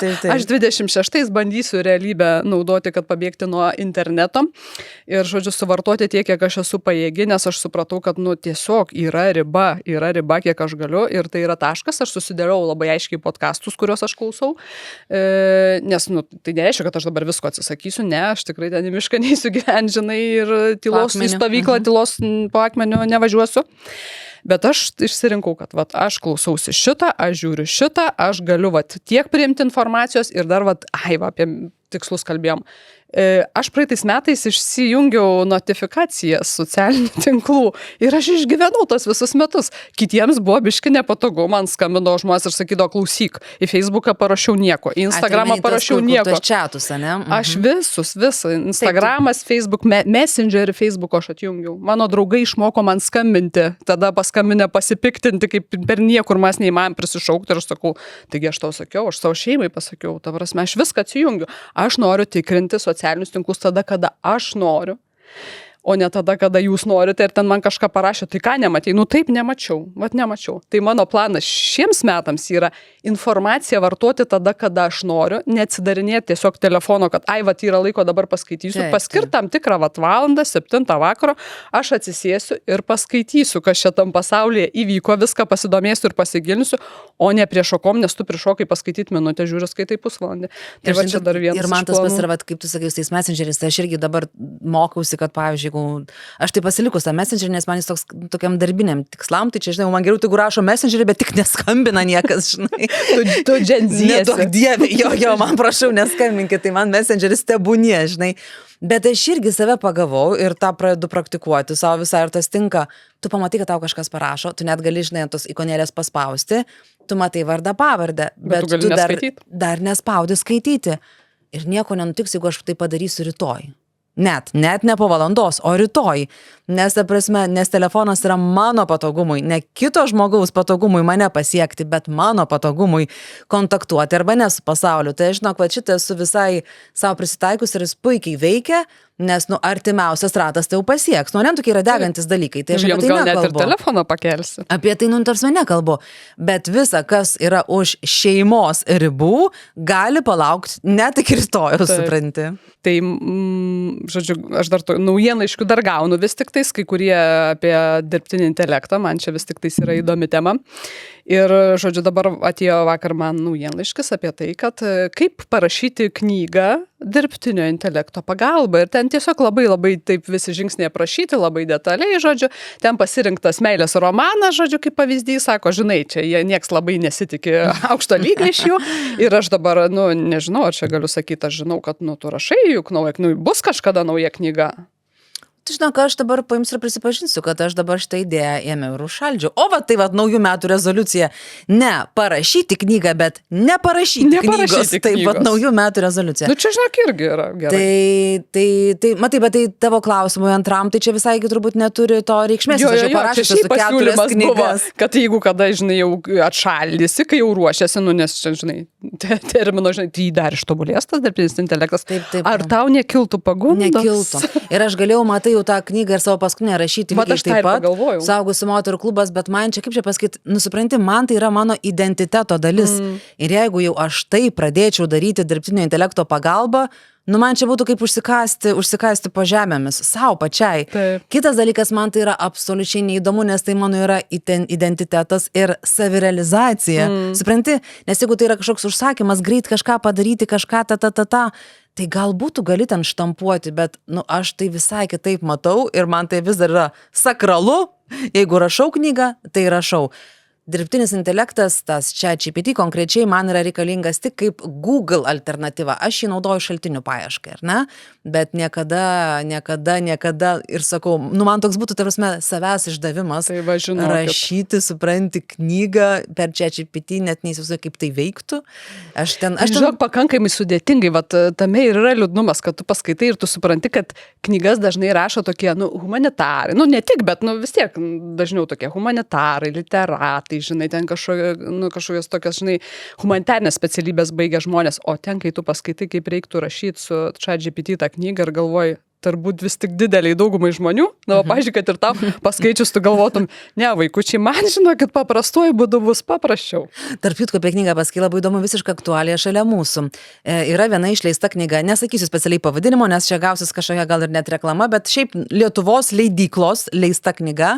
Tokia ir tokia, žodžiu, iš tokių psichologinės, žodžiu, sferos, žinai, ir jau čia, žodžiu, devintokai, čia, žinai, susigriebė su mokytoja, kad čia įdomu, tą knygą reikėtų čia visiems paskaityti, ją ten po to aptarti per pamoką, žodžiu, įdomu, ir vienas kažkuris jau nusipirkęs, užsisakęs, skaitė, kitas pradėjo skaityti ir jie sako, o Dieve, ten yra absurdas, ten, sako, turbūt yra kažkoks tai su ChatGPT parašytas marmalas. Ir ką vaikai, jie pradėjo ieškoti, tikrinti, pradėjo ieškoti autoriaus, nėra tokio, neegzistuoja su tokiu vardu ir pavardė asmens, nėra, supranti, tarptautinė, ten neva tai versta knyga, ar ne? Tai pasirodo yra kažkoks šlamštas, kuris gali net per leidyklas ateiti iki mūsų. Supranti, tai tu netgi čia turi jungti savo, nežinau, ten jau visas protinės galias, tą tokią, žinai, sveiką nuovoką ir ieškoti. Ir man labai mane nudžiugino iš tikrųjų, kad devintokai, jie tarpusai pradėjo kalbėti, kad yra briedas. Taip. Ir tada jie pradėjo ieškoti iš viskas, parašė tokį šūdą, suprask, nuo to prasidėjo, kas galėjo taip be ryšio parašyti ir dar labiau blogai išversti. Ir jie suprato, kad čia yra tiesiog, va, ir supranti, va, išleista normaliai, kaip sakant, popieriniu pavidalu. Aš tai, žinok, net neabejoju, kad 2026 bus tie pirmi metai, kai mes sulauksim pilnai dirbtinio intelekto parašytos knygos lietuvių kalba, lietuvių kalba parašytos. Jeigu jos dar nėra, šiaip visai nenustepčiau, jeigu ta knyga jau yra parašyta praėjusiais metais, tik jinai dabar yra išleidimo stadijoje, gal dar ją išleis, gali būti, kad jinai jau yra parašyta, jeigu nėra. Nes užtrunka ten tie visi taip. Taip, tai jeigu nėra, tai... O tarp kitko, vienai knygai aš turiu nuojautos, kad ten galėjo būti. Tai galbūt net jų yra, bet jeigu nėra, tai 26 tikrai bus tie metai, kai mes sulauksim lietuviškos knygos dirbtinio intelekto rašytos. Ir jeigu reiktų duoti ranką, gerai, rankos neduosiu nukirsti. Jeigu reiktų statyti... Nagus apkarpyti, taip, kas tą knygą išleis su dirbtinio intelekto rašyta, tai aš, žinok, statyčiau, kad influencerė kokia nors. Bet, žodžiu, pasakysiu kodėl influencerės. Todėl, kad 25 metais staiga nutiko stebuklas ir influencerės, kurios ten po savo nuotrauką ten vos išlemendavo vieną sakinį su klaidom, arba 2 žodžius su klaidom, staiga pradėjo pilti litaniją, supranti, ten, kur dar net į komentarą persikelia. Ir jos visos, tai, o kopina, tai jos nežiūrėdamos, jos baisiai užimtos, bet šiaip aš suprantu, kad užimtos, tikrai influenceris gauna labai daug žinučių, kurias reikia atsakyti, čia labai didžiulis darbas yra. Ir tada atsiranda tokie Instagramo postai, kur, žinai, rašo apie vaiką, ten apie meilę, ten sveikinimas mamos dieną, o gale ten, žinai, pavyzdžiui, jeigu nori, galiu praplėsti ten, jeigu nori, galiu papildyti ir taip, kaip čia GPT visų, žinai, taip. Ar tau būtų įdomu ir tada liuksiukas ir tas žemyn, ir su tuo net įdėta. Taip, ir visi postai aišku ten, žinai, su tais emodžiais atitinkamai atrinktais, nes anksčiau... Kuriuos padaro čia GPT. Taip, nes jeigu 24 metais pas influencerės būdavo postai, kur išpostink šitą ketvirtadienį, kur ten arba asistentė, arba kokia įmonė atsiunčia, tai tokie išlysdavo, tai dabar 25 mes jau matėme šitus visus, jeigu nori, galiu papildyti. Tai va, tai jos visos, kur nemokėjo, žinai, sakinio sureksti, staiga pradėjo pilti šitokius, tai kaip manai, joms nedašilo, kad čia gali ir knygą lengvai parašyti, jeigu taip jau. Taip, bet matai, tos pato knygos kažkas už tave neperskaitys, čia GPT vis tiek pats turėsi skaityti. Tai redaktorė gerą, pasisamdysi, ten biškai pamokėsi, pakoreguosi, žinai. Ir... Ne, bet aš turiu meni, kad jeigu tu auditoriją panašią turi ir kuri tai pačią auditorijų produktą, kur irgi sunkiai ten, žinai, su skaitimu ar su kuo, čia tik šaržuoju. Bet tu žinai, kad čia GPT gali, aš, pavyzdžiui, ką aš tikrai labai nuoširdžiai naudoju, jeigu būna kažkokia labai sudėtinga man tema ir aš rašau, paaiškink kaip penktokui, tai ten tau branduolinę fiziką gali išaiškinti. Kopijuosi, abejoju, žinok, nes čia parašyk kaip penktokas. Šiais laikais visi per daug užsiėmė, žinai, visom kitom veiklytėm. Ne, tai jinai, kai rašys. Kai rašys. Kai jinai rašys knygą, jinai ChatGPT sakys rašyk kaip penktokams, kad būtų viskas aišku ir paprastai sukrantama. Pasakysi man po to, kad kur tu turi įtarimą dėl knygos, man labai įdomu yra. Kas galėjo būti, ar ne? Kas jau galėjo būti, nes mano tas pavyzdys tai yra verstinis iš užsienio ChatGPT. Aš šiaip apskritai galvoju, kad mes šiemet jau turėtumėm sulaukti tokio influencerių kontento, kur iki šiol būdavo sunku tą luxury gyvenimą feikinti.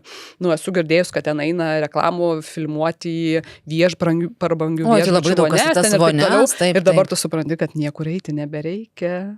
Kad reikia išmokti įrankius ir jie tobulėja taip greitai, kad, realiai yra vis dar žmonių tikinčių, kad influenceriai transliuoja savo gyvenimą ir apie dabar, autentiką, žodžiu, apie kažką, tai seniai nėra, influenceriai yra turinio kūrėjai, tai, ką jie transliuoja dažniausiai, 98% nėra jų gyvenimas, tai yra specialiai jums sukurtas turinys ir dabar, jeigu tu gauni įrankius, ta prasme, kurti, kad tu ten esi luxury, ten nežinau kokio tu interjero, nusimanai kokio ten stiliaus vonioj, ten namuose, keliauti nebereikės. Jūs žinot, kad 25 jau metais ir dar anksčiau influenceriai dėl kontento įrenginėjo namus, tarkim, įsirengia, baigėsi ir tau reikia naujo kontento, tu tą arba iš namų arba parduodi, arba remontą kaip minimum darai, arba naują butą perki ir įrenginėjai, nes tai yra kontentas.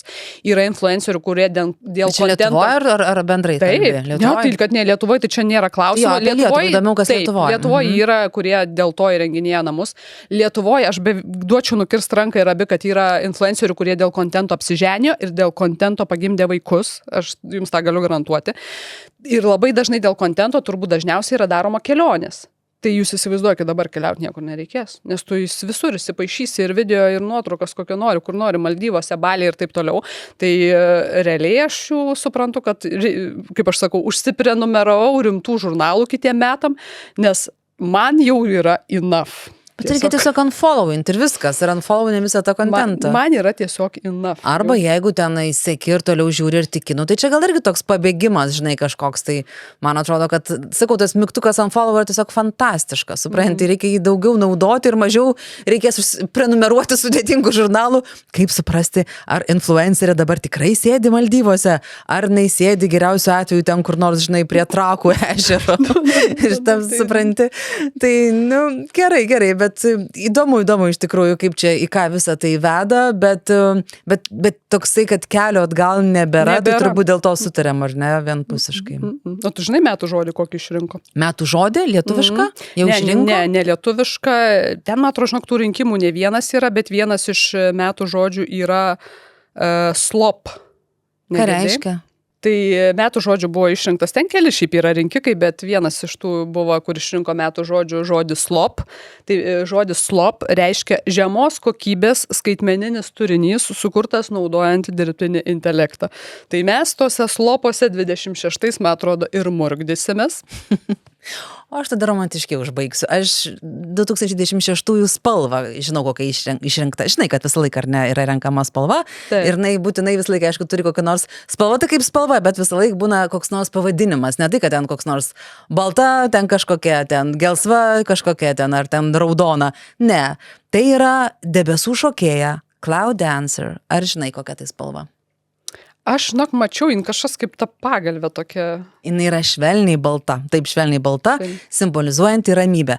Tai žodžiu, tos ramybės šitame jovale informacinėme mums tikrai labai trūksta ir labai simboliškai gavosi, kad šita spalva yra būtent apie, kaip priešpriešą tam, žinai, kompensuoti visą tą triukšmą. Jungia ekrano, koks ten dancing? Cloud dancer, taip, debesų šokėja. Ir žiūri, va. Bet būtum pagalvojęs, kad tarsi...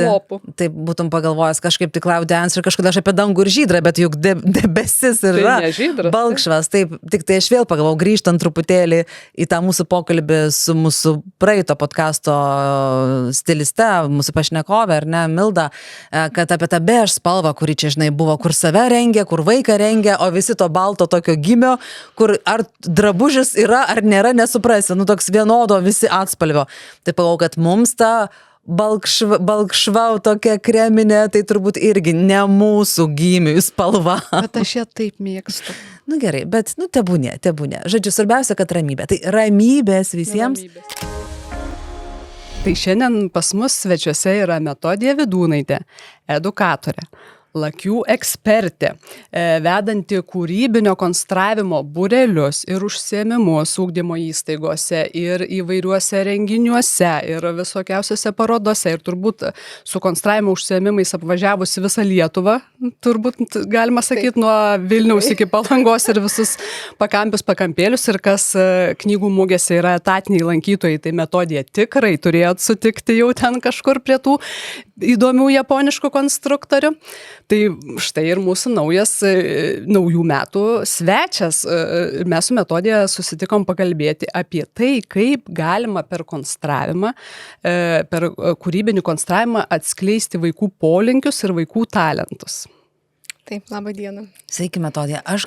Kadangi tu Metodiją pažįsti truputėlį anksčiau, o man tai yra tokia pirminė pažintis, ir kai tu papasakai, turėsim labai įdomų svečią, viešinę, žodžiu, čia toks įdomus tas konstruktas iš Japonijos, tada galvoju, pirmą kartą girdžiu.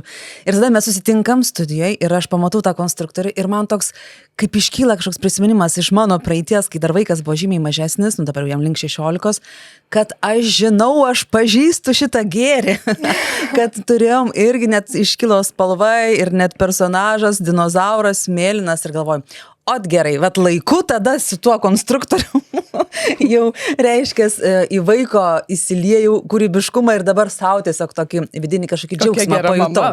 Taip, kad nežinojau, bet kažkokia intuicija man sukrebždėjo viduje. Tai dabar bus tikrai įdomu sužinoti, jau labai aiškiai žmogaus, kuris yra ekspertas, kaip tai veikia ir kaip mes galime savo vaikus lavinti ir kūrybinti ir save, man atrodo, pačius visuomet tai daryti galima iki ten. Ir kartu su vaikais. Ir kartu su vaikais galima daryti. Aš vis tik pradėti norėčiau nuo to, Lavija klausė, sako, tai kiek čia metų jau tas konstruktorius Lietuvoje yra, nes tu seniai pirkai. Prieš kokių 10, manau. Taip, ir mes tada klausiam, ir Metodija sako, tai kiek metų jau Lietuvoje yra? 11 metų šitas konstruktorius. Tai gal nuo to ir pradėkim. Kaip iš vis kilo šita mintis, ar yra kažkokia atsiradimo istorija, kaip tas konstruktorius Lietuvą atkeliavo, iš Japonijos? Jo, tai ta istorija tokia yra labai, nežinau, gal ir tipinė, nes mano brolis Raimundas ilgą laiką gyveno Japonijoje. O pas mus yra 3 vaikai dabar jau, tada buvo 2, kai jisai išvažiavo. Ir žodžiu, ir jisai mums atsiųsdavo labai įdomių dovanų. O ką jis Japonijoje veikia? Jisai Japonijoje dirbo mokslinį darbą, jisai yra matematikos mokslų daktaras, dabar dėsto Vilniaus universitete, yra grįžęs į Lietuvą, bet jis apie 15 metų gyveno Japonijoje. Tai mes ten, žinokit, visokių gaudom dovanų įdomių. Prieš 10 metų tai buvo turbūt dar didesnis stebuklas negu dabar. Tai čia, žinokit, buvo prieš 17 metų, nes čia 11 metų, kai aš jau oficialiai jau, žodžiu, jau atvežiau. Atvežėt lietuviams šitą gėrimą. Jo. O šiaip konstruojame su jau 17 metų, nes mūsų sūnus Vatarijus, jisai labai daug konstravo kaladėlėm. Ir gavęs lakijų, jisai, žodžiu, ten panirdavo iki tokio lygio, kad mes į Nidą nuvažiuodavom be jokių problemų. Žinot, kai ten važiuoja su vaiku į ilgą kelionę. Kada atvažiuosi? Jo, kaip tas asiliukas iš Šreko. Tai. Jo, kiek liko laiko. Tai iš tikrųjų iki Nidos nuvažiuodavom be jokių problemų. O kiek metų tuo metu buvo? Tuo metu jam buvo maždaug 9-10 metų jo. Tai toks jau vyresnis. Toks amžius, kur jau taip sunkiau įtraukti veiklas yra. Žinot, jis dar augo tuo metu, kai buvo ne taip sunku, dar nebuvo technologijų, nes technologijos taip aktyviai atsirado prieš kokių 10-12 metų. Jau mūsų jaunesnysis, tai jau jis ten jau tikrai tas technologijų vaikas. O vyresnysis dar vis tik tai nebuvo. Taip, buvo ten PlayStationai, buvo ką ten lokaliai galėjai įsijungti, bet interneto, tiek, kiek dabar yra, tikrai nebuvo dar. Bet turite minėję kelionę, iš tikrųjų, juk vaikas šiaip kelionė, jis labai nekantrus. Tai normalu, iki jūros nuvažiuoti, čia yra reikalų. Taip. Bet net pamiršot, kad vaiką kartu vežėtės. Iš tikrųjų, taip, jisai tikrai labai įsitraukdavo.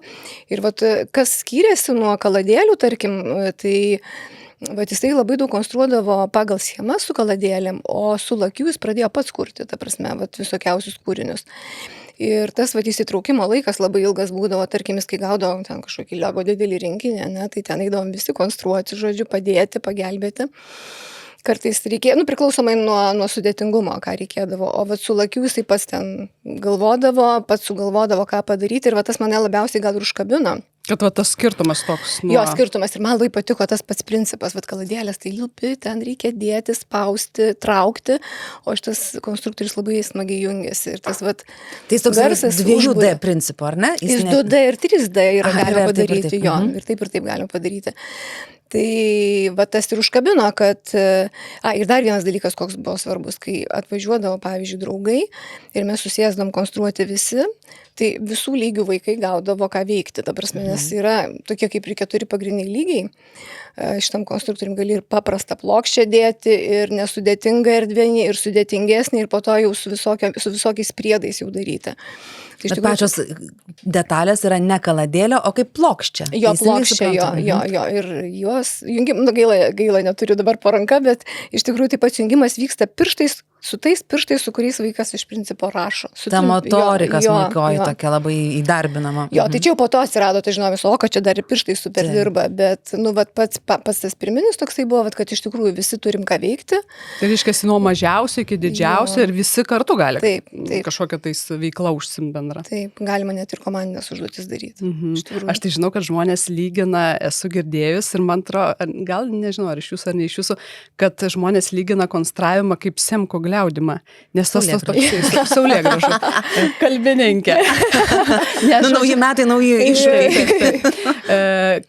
Nes iš tikrųjų to yra tas, kai trakšt lauži ir jis garsą turi, saulėgrąžą, kai lauži garsą turi. Ir kai šitą ardai irgi yra klikt, yra kai sujungi yra klik garsas ir kai išardai yra klik garsas. Jo, tai jisai iš tikrųjų su popitais daug kas lygindavo, kai čia buvo ta banga popitų, tai vat net vienoje mokykloje, kadangi su mokyklom nemažai dirbu, tai mokykloje viena mokytoja sako, bet čia tie kaip tie popitai, vat spaudai, tik tai, daugiau naudos, žodžiu, dar ir rankos dirba, ir motorika dirba, ir įsijungia smegenys, tai iš tikrųjų jo, naudos tai tikrai labai daug, aš žinau, kad galiu labai daug apie jį pasakoti.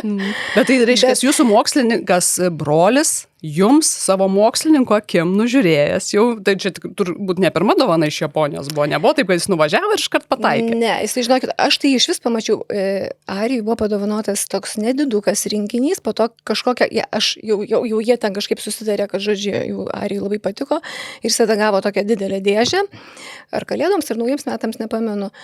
Ir, žodžiu, ir va tada aš jau jį pastebėjau, pamačiau, kad, žodžiu, kad atsirado ta žaisla. Šiaip visokių ten mes tų žaislų turim, japoniškų, žinokit, kai kurių net nepavyko įveikti, bet jau ten tokie sudėtingi labai galvosukiai, tai tikrai labai įdomių gaudom, bet vat lakių buvo kažkas tokio, kur pastebėjom. Bet trupučiuką pradžioje turbūt vis tiek, kad patikėtumėte iki galo tuo produktu, kad imtumėte tiesiog kaip verslo, ar ne, kad tai jau taptų jūsų gyvenimo dalimi. Arijus sūnus, ar ne, kuris buvo pirmas tas bandytojas. Kaip jūs, pavyzdžiui, pastebėjote metodiją, kad jisai keičiasi, sakote, į kelionę galėdavome važiuoti be jokių problemų, be užkandžių ir netgi, nežinau, be stotelių kažkur. Kame dar, jums tie pokyčiai tiesiog matėsi ant jūsų sūnaus? Tai man, kad jis toks inžinerinio mąstymo, tai kaip ir buvo aišku, bet kad jis tą kūrybinę dalį turi, tai man tokia buvo truputėlį naujiena, nes visai atrodė, kad jisai, gerai skaito schemą, žodžiu, susigaudo, ją seka, turi kantrybės, gali ten ir didesnį kažkokį tai dalyką ta prasme sukonstruoti. O su lakiukas buvo naujo, kad tas kūrybinis toksai aspektas atsirado, kad jisai pradėjo savo dėlioti. Ir man atrodo, kad tas kūrybiškumas, kaip vienas mano verslo partneris sako, su lakiu, ką bedėtum, vis tiek kažkas gausis, žodžiu. Tai tas genialumas paprastume turbūt yra. Ir nėra nusivylimo tokio, ar ne? Jo, nėra nusivylimo, nes šitam konstruktui yra tik 7 rūšys. Tai žodžiu, jeigu tu kažką pametė, jeigu tau ten kažkas nesigauna, tai yra 2 turbūt tokie geri dalykai, faini, kad labai lengvai gali išardyti, labai lengvai gali pakeisti, tą modelį, ką tu ten darai. Ir kitas dalykas, gali blokais netgi išardyti kai kurias dalis, kad nereiktų ten jų visko sugriauti. Ir kitas dalykas, kad gali savo kažką sugalvoti ir vis tiek tos detalės kažkur nuveda. Tai pamatėte, kad inžinierius toksai, ar ne, bet dar su kūrybiškumu. Bet turi ir tokio dar. Jo. Nes kartais tėvai, man atrodo, galvoja, kad savo vaiką mato gana vienpusiškai tame, kame jisai labai toks aktyviai besireiškiantis, bet galima tokiom paprastom priemonėm trupučiuką atrakinti ir daugiau tų savybių. Galima, tikrai. Manau, kad tikrai galima ir tik tai aš, kaip sakau, visose profesijose yra tie tokie mėgiami dalykai, tai kad tu mėgsti, mėgiama dalis ir nemėgiama. Tai tas, kad tas konstravimas būtų toks pilnavertis, tai irgi vaikai, kai kurie labai mėgsta, pavyzdžiui, jie ateina vieni ir taip greitai stato, čia atrodo, kad ten milijonas idėjų pasigalvoja, bet nesigauna, reiškia, technikos trūksta, ne? Tai reiškia, jis tą techniką turi išmokti, kad, kad jam kažkas gautųsi. Disciplinos vaikam, kaip gerai, čia labai, labai kūrybiškai galima ir kitų dalykų išmokyti. Jo, o tada, pavyzdžiui, kiti vaikai ateina, tai jie taip tiksliai žiūri, kad būtinai ta spalva, būtinai ta detalė. Žodžiu, viskas labai tiksliai, aš kaip sakau, čia buhalteris, bet tai jau atėjo. Bet nebūtinai, tarkim, jo tą kūrybiškumą irgi galima pakreiptis, tarkim, kai išmoksta technikas, kai supranta, ką galima padaryti, tai tam tikrais kampais irgi galima pajudinti tą kūrybiškumą, tikrai. Tai jūs užkabinote tą temą, kaip atsiskleidžia vaikai konstruodami. Kokių sėkmės istorijų, kažkokių įdomesnių istorijų, kaip tie vaikai pasimatė, nes jūs tikrai daug užsiėmimų su vaikais sakot, per Lietuvą važinėjus, ar ne? Jo, tai, tų istorijų tai tikrai labai daug yra ir aš net nuo mažiausių iki didžiausių, bet tokia jau pagrindinė auditorija mano turbūt yra nuo maždaug 4 iki 12 metų, tie, kurie daugiausiai konstruoja. Tai tų istorijų visokių yra, tarkim, vat pernai turėjau vieną berniuką, kur tikrai, jisai atėjo absoliučiai, ta prasme, kaip suaugęs, vat, ketvirtokas, bet jisai puikiai konstravo, jisai pas jį ir loginis mąstymas gerai dirbo, ir rankos gerai dirbo, nes kartai, žinot, vat, būna vaikų, kur ateina į būrelį netgi specialiai motoriką lavinti, nes su šitų konstruktorium tikrai labai gerai dirba pirštai. Ir vat apskritai, prieš laidą aš irgi dar pasidomėjau plačiau apie motorikos lavinimą, tai tarkim ten rekomenduojama ir karoliukus verti, ir karpyti, ir lipdyti, ir konstruoti. Tai bet tiesiog kiekvienas tas kiekviena ta veikla duoda skirtingas patirtis, nes tarkim, kai mes karoliukus veriam, tai mes švelniai imam ir veriam, po vieną, kai kerpam, ta ranka vėl kitaip dirba. Kai tarkim, kaladėlėm konstruojam, tai mes daugiau spaudžiam. O čia su lakiu yra toks labai fainas pasipriešinimas, tiek, kiek reikia, atrodo. Pirštų pagalvėlės tokios įsidarbina. Pirštų pagalvėlės dirba. Ir iš tikrųjų, aš taip galvoju, dirbagi tie pirštai, kurie už rašymą atsakingi.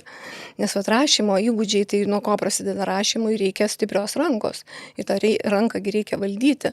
O mes nuo to rašymo labai stipriai atpratę dabar jau. Jo, mes dabar braukom, spaudžiam.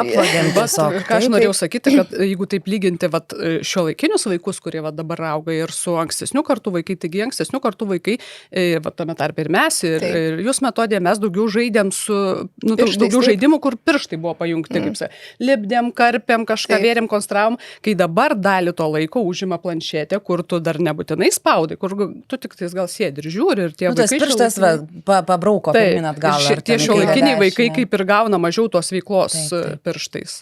Ir mažiau tada aktyvuojamas smegenis. Nes vaikai dabar, šiuolaikiniai vaikai labai daug žiūri, labai daug stebi, jie visko daug mato tų vaizdų, bet jie praktiškai nebando. Nekurio stebi. Jo, jie stebi ir jie labai daug tos informacijos turi ir kartais matosi, kad vaikas kaip ir galvoja, pas jį viskas veikia, bet kartais pirštai negali. Tikrai esu mačius tokių pavyzdžių, kur net ir vyresnio amžiaus vaikams tiesiog riečiasi pirštukai, ta prasme, ir to sujungimo, ta prasme, tos jėgos pirštuose nėra. O truputėlį tada apie tą kantrybę ir apie tą laiką, metodiją iš jūsų patirties. Gali ateiti vaikas, kuris, kaip sakote, jau užaugęs, jau tikrai dabar per 10 metų, tu gali visiškai būti užaugęs nuo mažumės, nuo kūdikystės, ar ne tik to skrolinimo, kaip sakant, to judesio vedamas.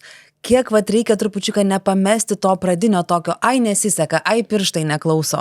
Kad ir tėvams būtų šiek tiek aiškiau, kad čia gal vis dėlto ne mano vaikui, jam per sunku, gal ne per sunku, gal truputėlį tiesiog jis neturi to įgūdžio, kurį reikia palavinti.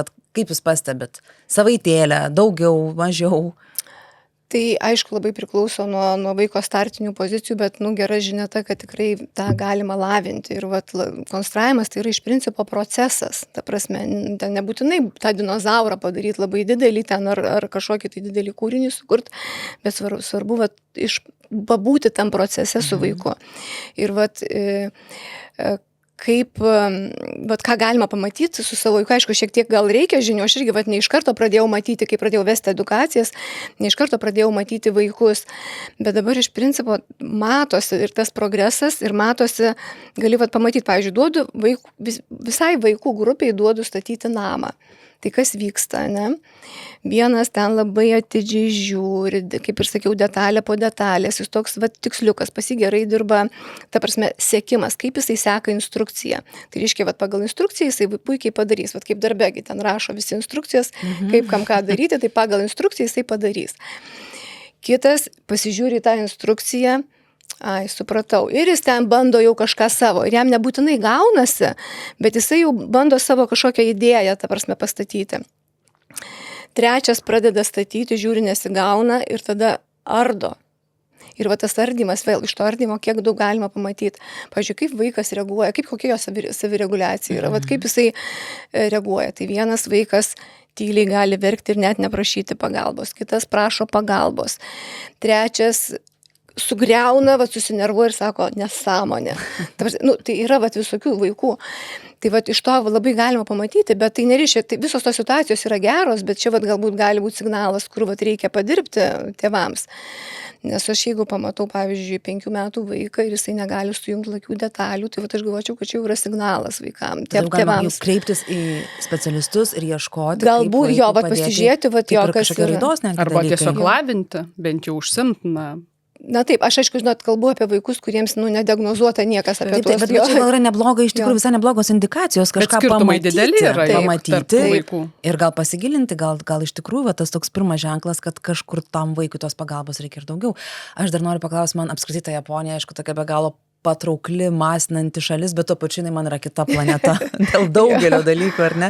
Ir kas buvęs ir arčiau susipažinęs, tai sako, nu taip jau taip.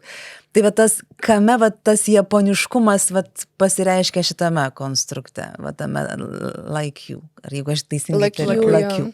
Kad tai yra tikrai, va matosi, kad va čia yra kažkokia japoniška va tradicija išlindusi. Nu, čia tokių aspektų daug galima surasti, nes paprastumas.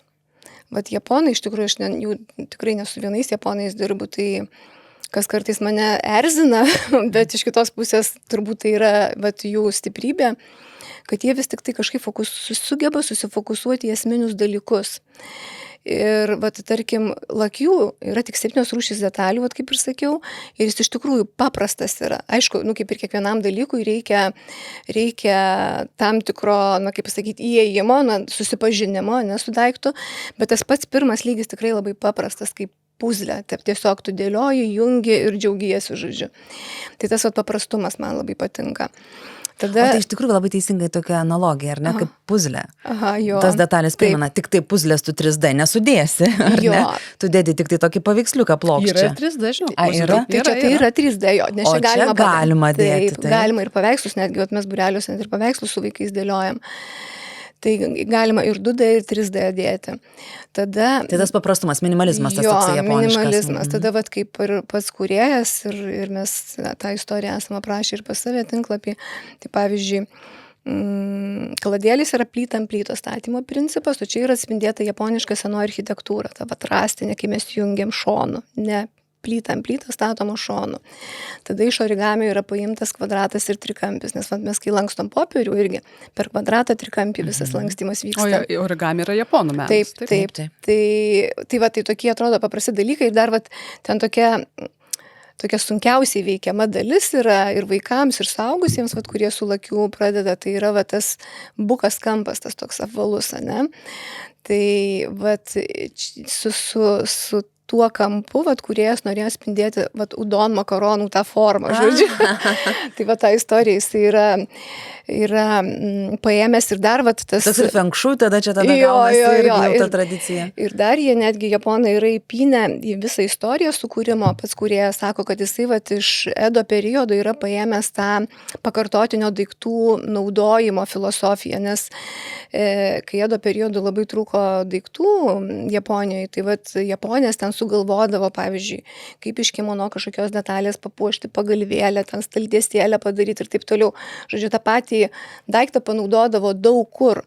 Tai jisai ir kai kūrė tą principą, kai jis pasakojo man, jis ir norėjo sukurti tokį daiktą, kad jisai ir lengvai susidėtų, ir lengvai išsiardytų.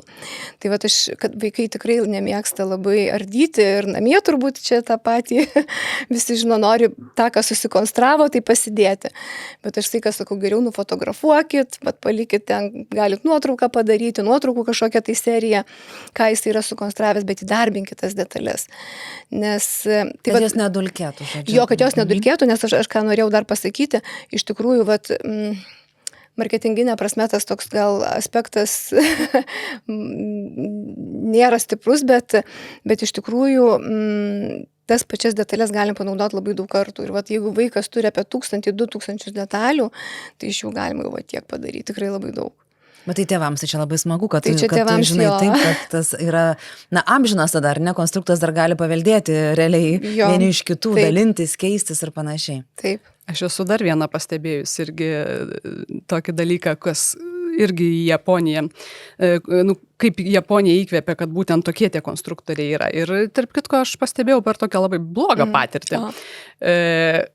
Aš su Lakiu susipažinau, pamačiau mugėj, knygų mugėj ir, žodžiu, mano vaikas dar buvo nepriaugęs iki to konstruktoriaus ir aš nusipirkau jį pirmą savo, nes aš laukiu, kol priaugs, žodžiu, vis matydavau mugėse ir, tiesiog neištvėriau, nusipirkau savo, pradėjau konstruoti, labai raminančiai veikia ir pasiūliau darželio grupiai dukters nupirkti kalėdom dovanų Lakiu konstruktorius.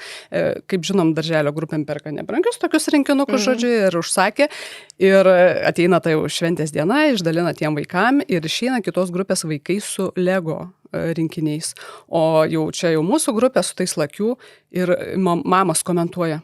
Geriau jau būtumėm pirkę Lego bent dėžutės didesnės, tu pažiūrėk, kokios mažos dėžutės. Ir aš taip, man buvo toks, ta prasme, kaip žmonėm gali, ta prasme, tai ar jūs dėžutę dovanojat, ar jūs dovanojat tai, kas yra viduj. Ir aš žinau, kad paskui ir su Metodija esam kalbėję, kad jūs sakėt, kodėl pas japonus dėžutės yra mažos.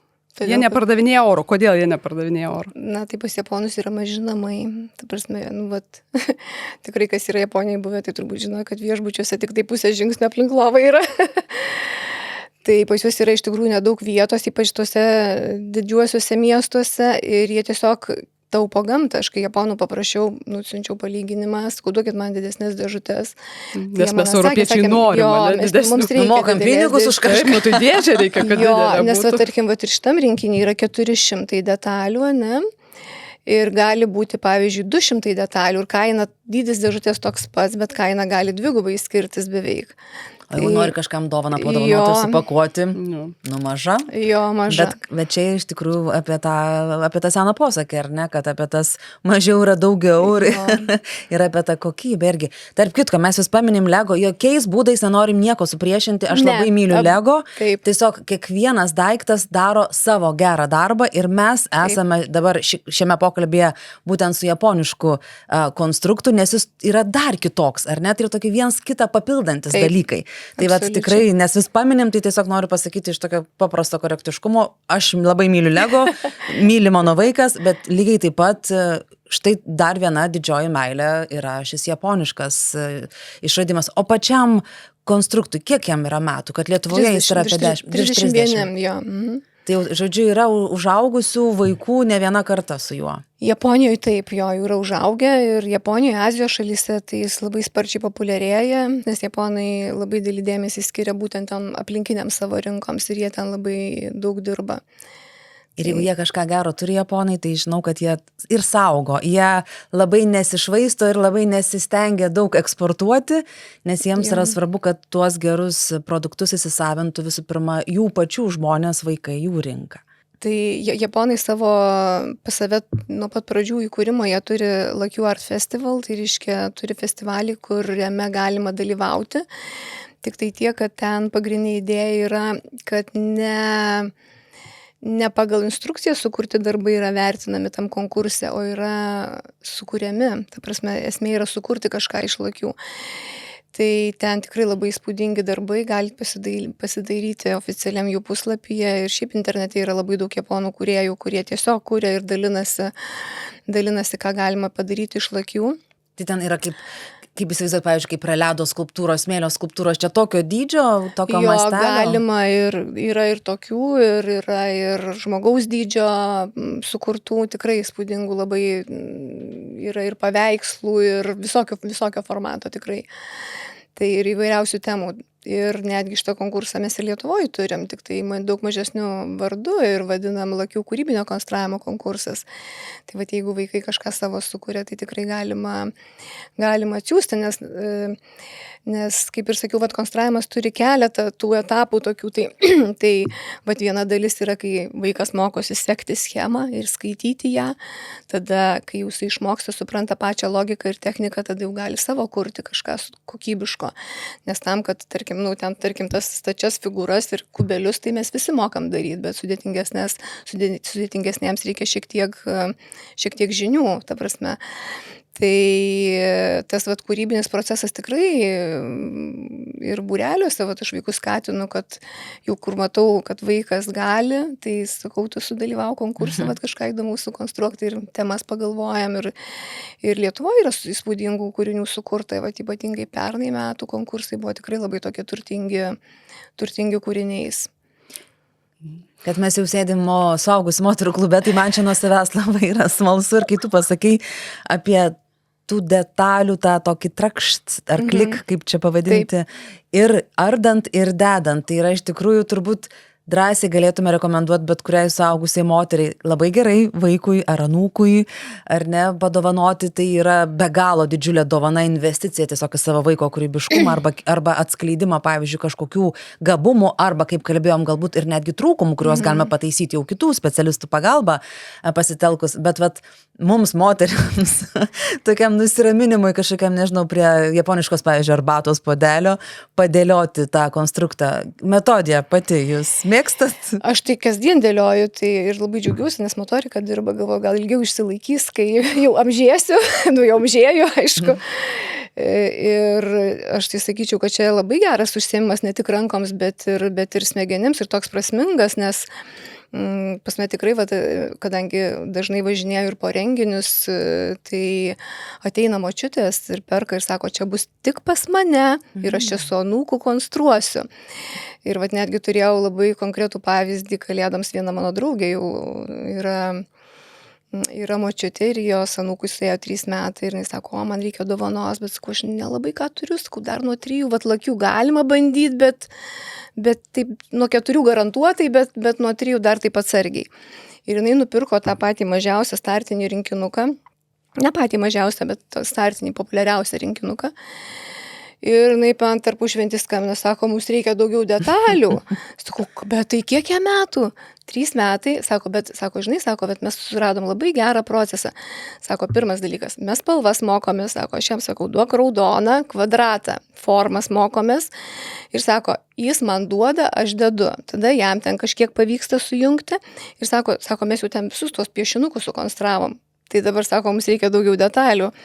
Tai jinai dabar pasiėmė didesnį rinkinį, žodžiu, kad jau už tų detalių dėl anūko, o iš tikrųjų, tai čia kaip ir aš nusipirkau. Jo, iš tikrųjų čia toks labai, labai geras bendras užsiėmimas, nes kartais atrodo, su vaiku atsisėdi, nuo ką čia kalbėto, kai pradedi bendroji veikloje, tada ir atsiranda, o ką čia dėlioji, o kodėl dėlioji. Ir kitos labai svarbios temos išlina, nes vaikams reikia atsipalaiduoti, kad galėtų kažką galbūt pasakyti ir tokio gilaus, rimto, apie ką sunku tiesiog susėskim ir pasikalbėkim. Mažai kas taip daro. O aš dar, kaip sakot, su anūku, tai galvoju, močiutė deda, o anūkas ardo.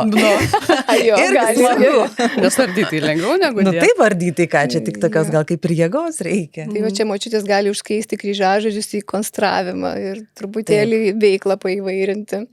Jo, nes japonai tai suaugusių reabilitacijos centrus duoda motorikai stiprinti šitą konstruktorių ir netgi Lietuvoje yra pirkę reabilitacijos centrai pas mus nemasiškai, bet tikrai jau turim tokių pirkimų, kur būtent dėl motorikos, nes sako, atsibosta tas sagas verti, ten kažką daryti, būtent nes verimas, kad veri ir nieko nesukurio, čia gali kažką tai. Aš nežinau, kokias ir nuobodu, o čia taip gražu tos spalvos, ir žinai, kai tos figūrėlės gaunasi, jos tokios, labai labai tokios žavingos, nežinau, nes kažkaip, žinai, sakau, kas tom figūrėlėm. Čia dar ir taip vizualika tavo, žinai, džiaugiasi tuo pačiu, nesagas. Tai gerai, jos labai estetiškai atrodo, jeigu tu susikonstruoji, kažkoks etapas, konstravau, vaikam būna nusibosta. Ir kokį mėnesį reikia atsitraukti, žinai, nuo to žaislo.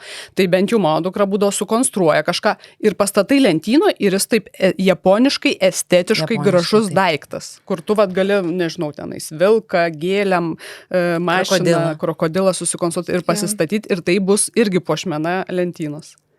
O kaip apskritai įtraukti, aš sakau, būna atsitraukia. Tai būna, vaikam atsibosta žaislai, jiems reikia biškį tokių, žinai, tarpų padaryti ir paskui, kad vėl nuėjai pirkviest.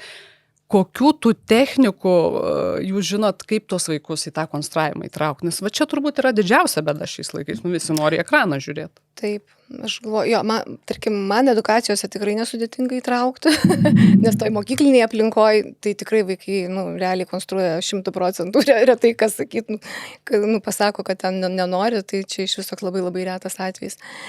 O namie tai aišku visai yra pagunda ekranas. Tai ką aš iš savo patirties pastebėjau, kad labai svarbu vaikams duoti įveikiamą užduotį. Ta prasme, kad, žinot, kai visai, kartais ateina tikrai ten 5-6 metų vaikas ir nori ten didelio dinozauro. Tai, vis tik tai sakyti, reikia pradėti nuo to, vat, ką jis gali padaryti, nes ir tas ir procesas svarbus, bet ir vat, rezultatas, kad jam pavyko, ne, vat, tas momentas. Man toks, kaip sakote, tai irgi girdžiu tą tokį kantrybės ir disciplinos lavinimą, kad ne čia ir dabar, bet tu truputėlį turi įdėti pastangų. Reiškia, jeigu tu įdėsi pastangų konstruojant šitą konstruktorių, tu suprasi, kad turi įdėti pastangų ir mokantis, pavyzdžiui, mokykloje tam tikrų dalykų, vargantis namuose, sportuojant ir taip toliau. Čia tokie gretutiniai dalykai tada irgi išsivysto toks supratimas. Bet čia yra linksma, gera ir įdomu, bet tu tą įgūdį tokį vis tiek jau turi kitoms sferoms pritaikyti. Taip, tikrai. Ir čia tokia kaip bazė statai, nes iš tikrųjų, tarkim, mokymasis tai kas yra, tu ateini, jau rašai testą, jau ten tave vertina ir taip toliau, o konstravimas yra procesas, tu esi procese, ta prasme, tu ten iš tikrųjų, konstravimas, man atrodo, viena vertingiausių veiklų yra, šalia skaitimo, tai konstravimą tikrai drąsiai statyčiau, nes tikrai ir pirštai ir dirba, ir galva dirba, žodžiu, viskas įsijungia, tai dar kūrybiniai centrai įsijungia. Tai jeigu grįžtant prie to klausimo, kaip įtraukti vaikus, tai neduokit per sudėtingos užduoties. Ir kai tėvai renkasi rinkinius, tai aš tai ką klausiu, ar jūs norit, kad vaikas savarankiškai konstruotų, ar jūs kartu konstruosit. Nes tarkim, jeigu kartu, tai galima rinktis bet ką, tada galima pagal temas, nes tėvai vis tiek įveiks. Vienaip ar kitaip padės, bet daug tėvų labai dabar nori, kad savarankiškai. Tai daugiau nori, kad savarankiškai, ar ne? Žinokit, jo. Tai ar turit tokių būreliuose, užsiėmimuose, edukacijose sėkmės istorijų, kur ateina vaikas, vaikas kaip vaikas, visi ateina panašaus lygio, lyg ir atrodytų, visi turėtų panašus gebėjimus ir kai pradeda konstruoti iš to, kiek jisai skiriasi nuo visų kitų, tu matai, kad, čia nežinau, būsimas architektas, inžinierius ir kad, tiesiog talentas, kur reikia, imti ir šitą sritį lavinti, nes jisai tiesiog skiriasi iš visų, kur, apsigimęs kažką atsinešęs jau gimdamas tokio. Sprogimas talento vyksta. Jo, tai žinokit, tikrai, pernai turėjau tokį berniuką vieną, mažiuką 5 metų. Tikrai išskirtinis buvo, jisai ir rankos, ir galva dirbo, wow, jisai iš tikrųjų, pagal schemas tai gliaudydavo praktiškai bet kokią schemą. Ta prasme, aš iš pradžių, kaip ir visiems duodi ten vienodai, po to jau žiūri, kaip tie vaikai, kuo kas skiriasi, nes vienam reikia ilgiau gal su plokščiais padirbėti, kitiems su erdviniais jau gali keliauti į kūrybą. Tai tas berniukas tikrai jisai konstravo fantastiškai. Aš jo ir tėvams parašiau, kad, žodžiu, čia jau kažkoks išskirtinis davėt žinutę, kad čia auginat talentą šitos srities. Bet, žinot, tas talentas, aš manau, kad jis turbūt daug dirbo ir prieš tai. Ta prasme, ir turbūt tėvai pastangų įdėjo, nes, ta prasme, rankų darbas jis yra išlavinamas iš principo. Kuo tu daugiau darbo duodi rankoms, kaip sporto salėje, ne? Bet schemų skaitimas? Bet schemų skaitimas, čia jau mąstymą jau parodo. Čia jau mąstymą parodo tam tikrai, bet tai irgi reiškia, kad dirbo, nes tarkim erdvinis mąstymas, loginis mąstymas irgi yra lavinami. Metodė pas jūs ateiti, užsirašyti į mokymus, kuriuos jūs vedate, važinėjate po Lietuvą, kokiu principu galima, kur jūs rasti? Tai rasti galima internete ir užsisakyti edukacijas, tai iš vis gali visi mokyklinio amžiaus vaikai į savo mokyklas per kultūros paso programą, tai tas netgi nieko nekainuoja tėveliams. Aš vedu mokymus ir pedagogams, tarkim, jeigu ugdymo įstaigos perka edukacijai konstruktorius, tai vedu ir pedagogams mokymus, ką su konstruktorium daryti. Ir japonai šiek tiek jau sukūrė metodinės medžiagos. Ir galima į būrelius galima ateiti. Tai Vilniuje yra vienas atviras būrelis Antakalnyje, Saulės juoko studijoje ir mokyklose, kuriuose aš dirbu. Ir po Lietuvą judat visą, teisingai? Jo, su kultūros pasu judu per visą Lietuvą. Tai dabar knygų mugė bus jau sekantis renginys? Knygų mugė, knygų mugė jo tradiciškai ten būna ir konstravimo dirbtuvės. Apgultis ten būna pas jūs metodė, jeigu atvirai. Nes ten ir dar kitų gerybių pilna, bet ir dėl konstrukcijos. Ateini ir vaikai konstruoja, ir suaugę konstruoja, ir močiutės, ir mama, žodžiu, ten toks. Ne veltui ta dėžutė čia stovi, kurią aš ten irgi blizginu akis. Tai mes mūsų vienam iš komentuojančių padovanosime, kuo ypatingas konkrečiai šitas metodijus. Galite apie tai dar truputėlį apie šį konstruktą papasakot, kad čia, kaip kalbėjom iš tikrųjų apie tai, kad dėžutė nedidukė, bet net 400 detalių telpa. Jo, tai kodėl šitą parinkau dėl to, kad čia yra 3 konstravimo lygiai. Tai žodžiu, bet kas, ar jeigu tiks ir pradedančiajam, ir jau jeigu turi detalių. Tai žodžiu, čia galima ir plokščius paprastus visiškai daryti, nuo to basic visiškai. Nesudėtingus erdvinius ir sudėtingesnius erdvinius modelius. Tai iš tikrųjų, bet ta basic serija apskritai yra sukurta išmokti, suprasti logikai. Jų ten yra gal apie 10 rinkinių skirtingų. Tai tie patys pirmieji tokie mažesni skirti galbūt tokiam individualiam pažinimui šito konstruktoriaus, o jau tie didesni ugdymo įstaigoms. Nes ugdymo įstaigos tikrai, kai mes ir sakėm, ir šalia kaladėlių naudoja lakių inžinerijos pamokose, nes yra, tarkim, tokių formų, kur su kaladėlėm neišgausi, to su lakių pavyks. Tai komentuokite. Rašykite savo atsiliepimus ir vienam komentaro autoriui arba autoriai mes dovanosime lakių konstruktorių. Tai ačiū labai už pokalbį. Aš esu kažkaip vėl, sakau, kad prisiminiau iš tokio sentimento, kad buvo kažkada mano sūnus turėjo, bet dabar sau labai norėčiau. Komentuok! Reiks kažkaip tam pakomentuoti. Paprašysiu, kad sūnaus, kad pakomentuotų. Juokaujam, aišku, atiteks tikrai neutraliam visiškai mūsų komentatoriui, tik tai įsitraukite, rašykite po langu mūsų ir tikrai dar sykį ačiū Metodija už visą tą informaciją ir už tą japoniškų stebuklų gabenimą, vežimą čia į Lietuvą, nes, jie tikrai išskirtiniai tie produktai, kuriuos kuria tenai autentiškai, o čia yra autentiška. Made in Japan. Jokių čia Kinijų, žinokit, neprisiliesta. Ačiū, Metodija. Ačiū Jums už kvietimą. Žiūrėkit mūsų podcastą. Mes jums prižadam, žodžiu, mes neuždėsim antraščių, kad tenais šiandien podcast'e sėdim nuogos. Ne, kaip yra, taip ir parašysim. Nes dabar bet kad sėdim su tinklinėm, nemeluojam, galbūt taip. Ir įvertinkit tai, kad mes metus pradedam abidvi su sijonais, Lavija, čia ko visus metus reikalavo iš mūsų. Čia reikalavo. Ir reikalavo ne tik, kad sakytų kažkaip gražiai, bet tokių piktų buvo komentarų, išvadino visaip nuo ubagių realiai, žinai, nes kad supras, jeigu sukeliam ubagą, iki ten kažkokių jau ten visai kitų viražų, bet tebūnė. Tai mes pradedam su sijonai, žodžiu, nemeluosim. Ko mes nepadarysim dėl savo žiūrovų? Rodysim teisybę, niekas nebus sugeneruota su dirbtiniu intelektu, žodžiu, mes laikysim frontą. Jau kiek to intelekto čia bus? Tai visas čia. Daug, nedaug, bet jis bus natūralus. Tai priminsiu tik tai, kad mus laikinkit, komentuokit, subscribe darykit, prenumeruokite, kad nepraleistumėte mūsų epizodų ir nepamirškite dar sykį apie dovanas. Imunital Forte, visas rinkinys fantastiškų dovanų ir nuostabusis japoniškas konstruktas, kuris lavina kūrybiškumą, kuris lavina apskritai daug visokiausių stimuliuoja ar ne centrų mūsų smegenyse, mūsų vaikų, taip pat ir mūsų pačių, tik tai pasakyk pavadinimą, kad Lakių. Taip, iš Japonijos, Made in Japan, ne kažkur kitur. Tai ačiū, kad buvot kartu, smagu, kad galėjome šiuos metus pradėti drauge. Iki greito. Iki.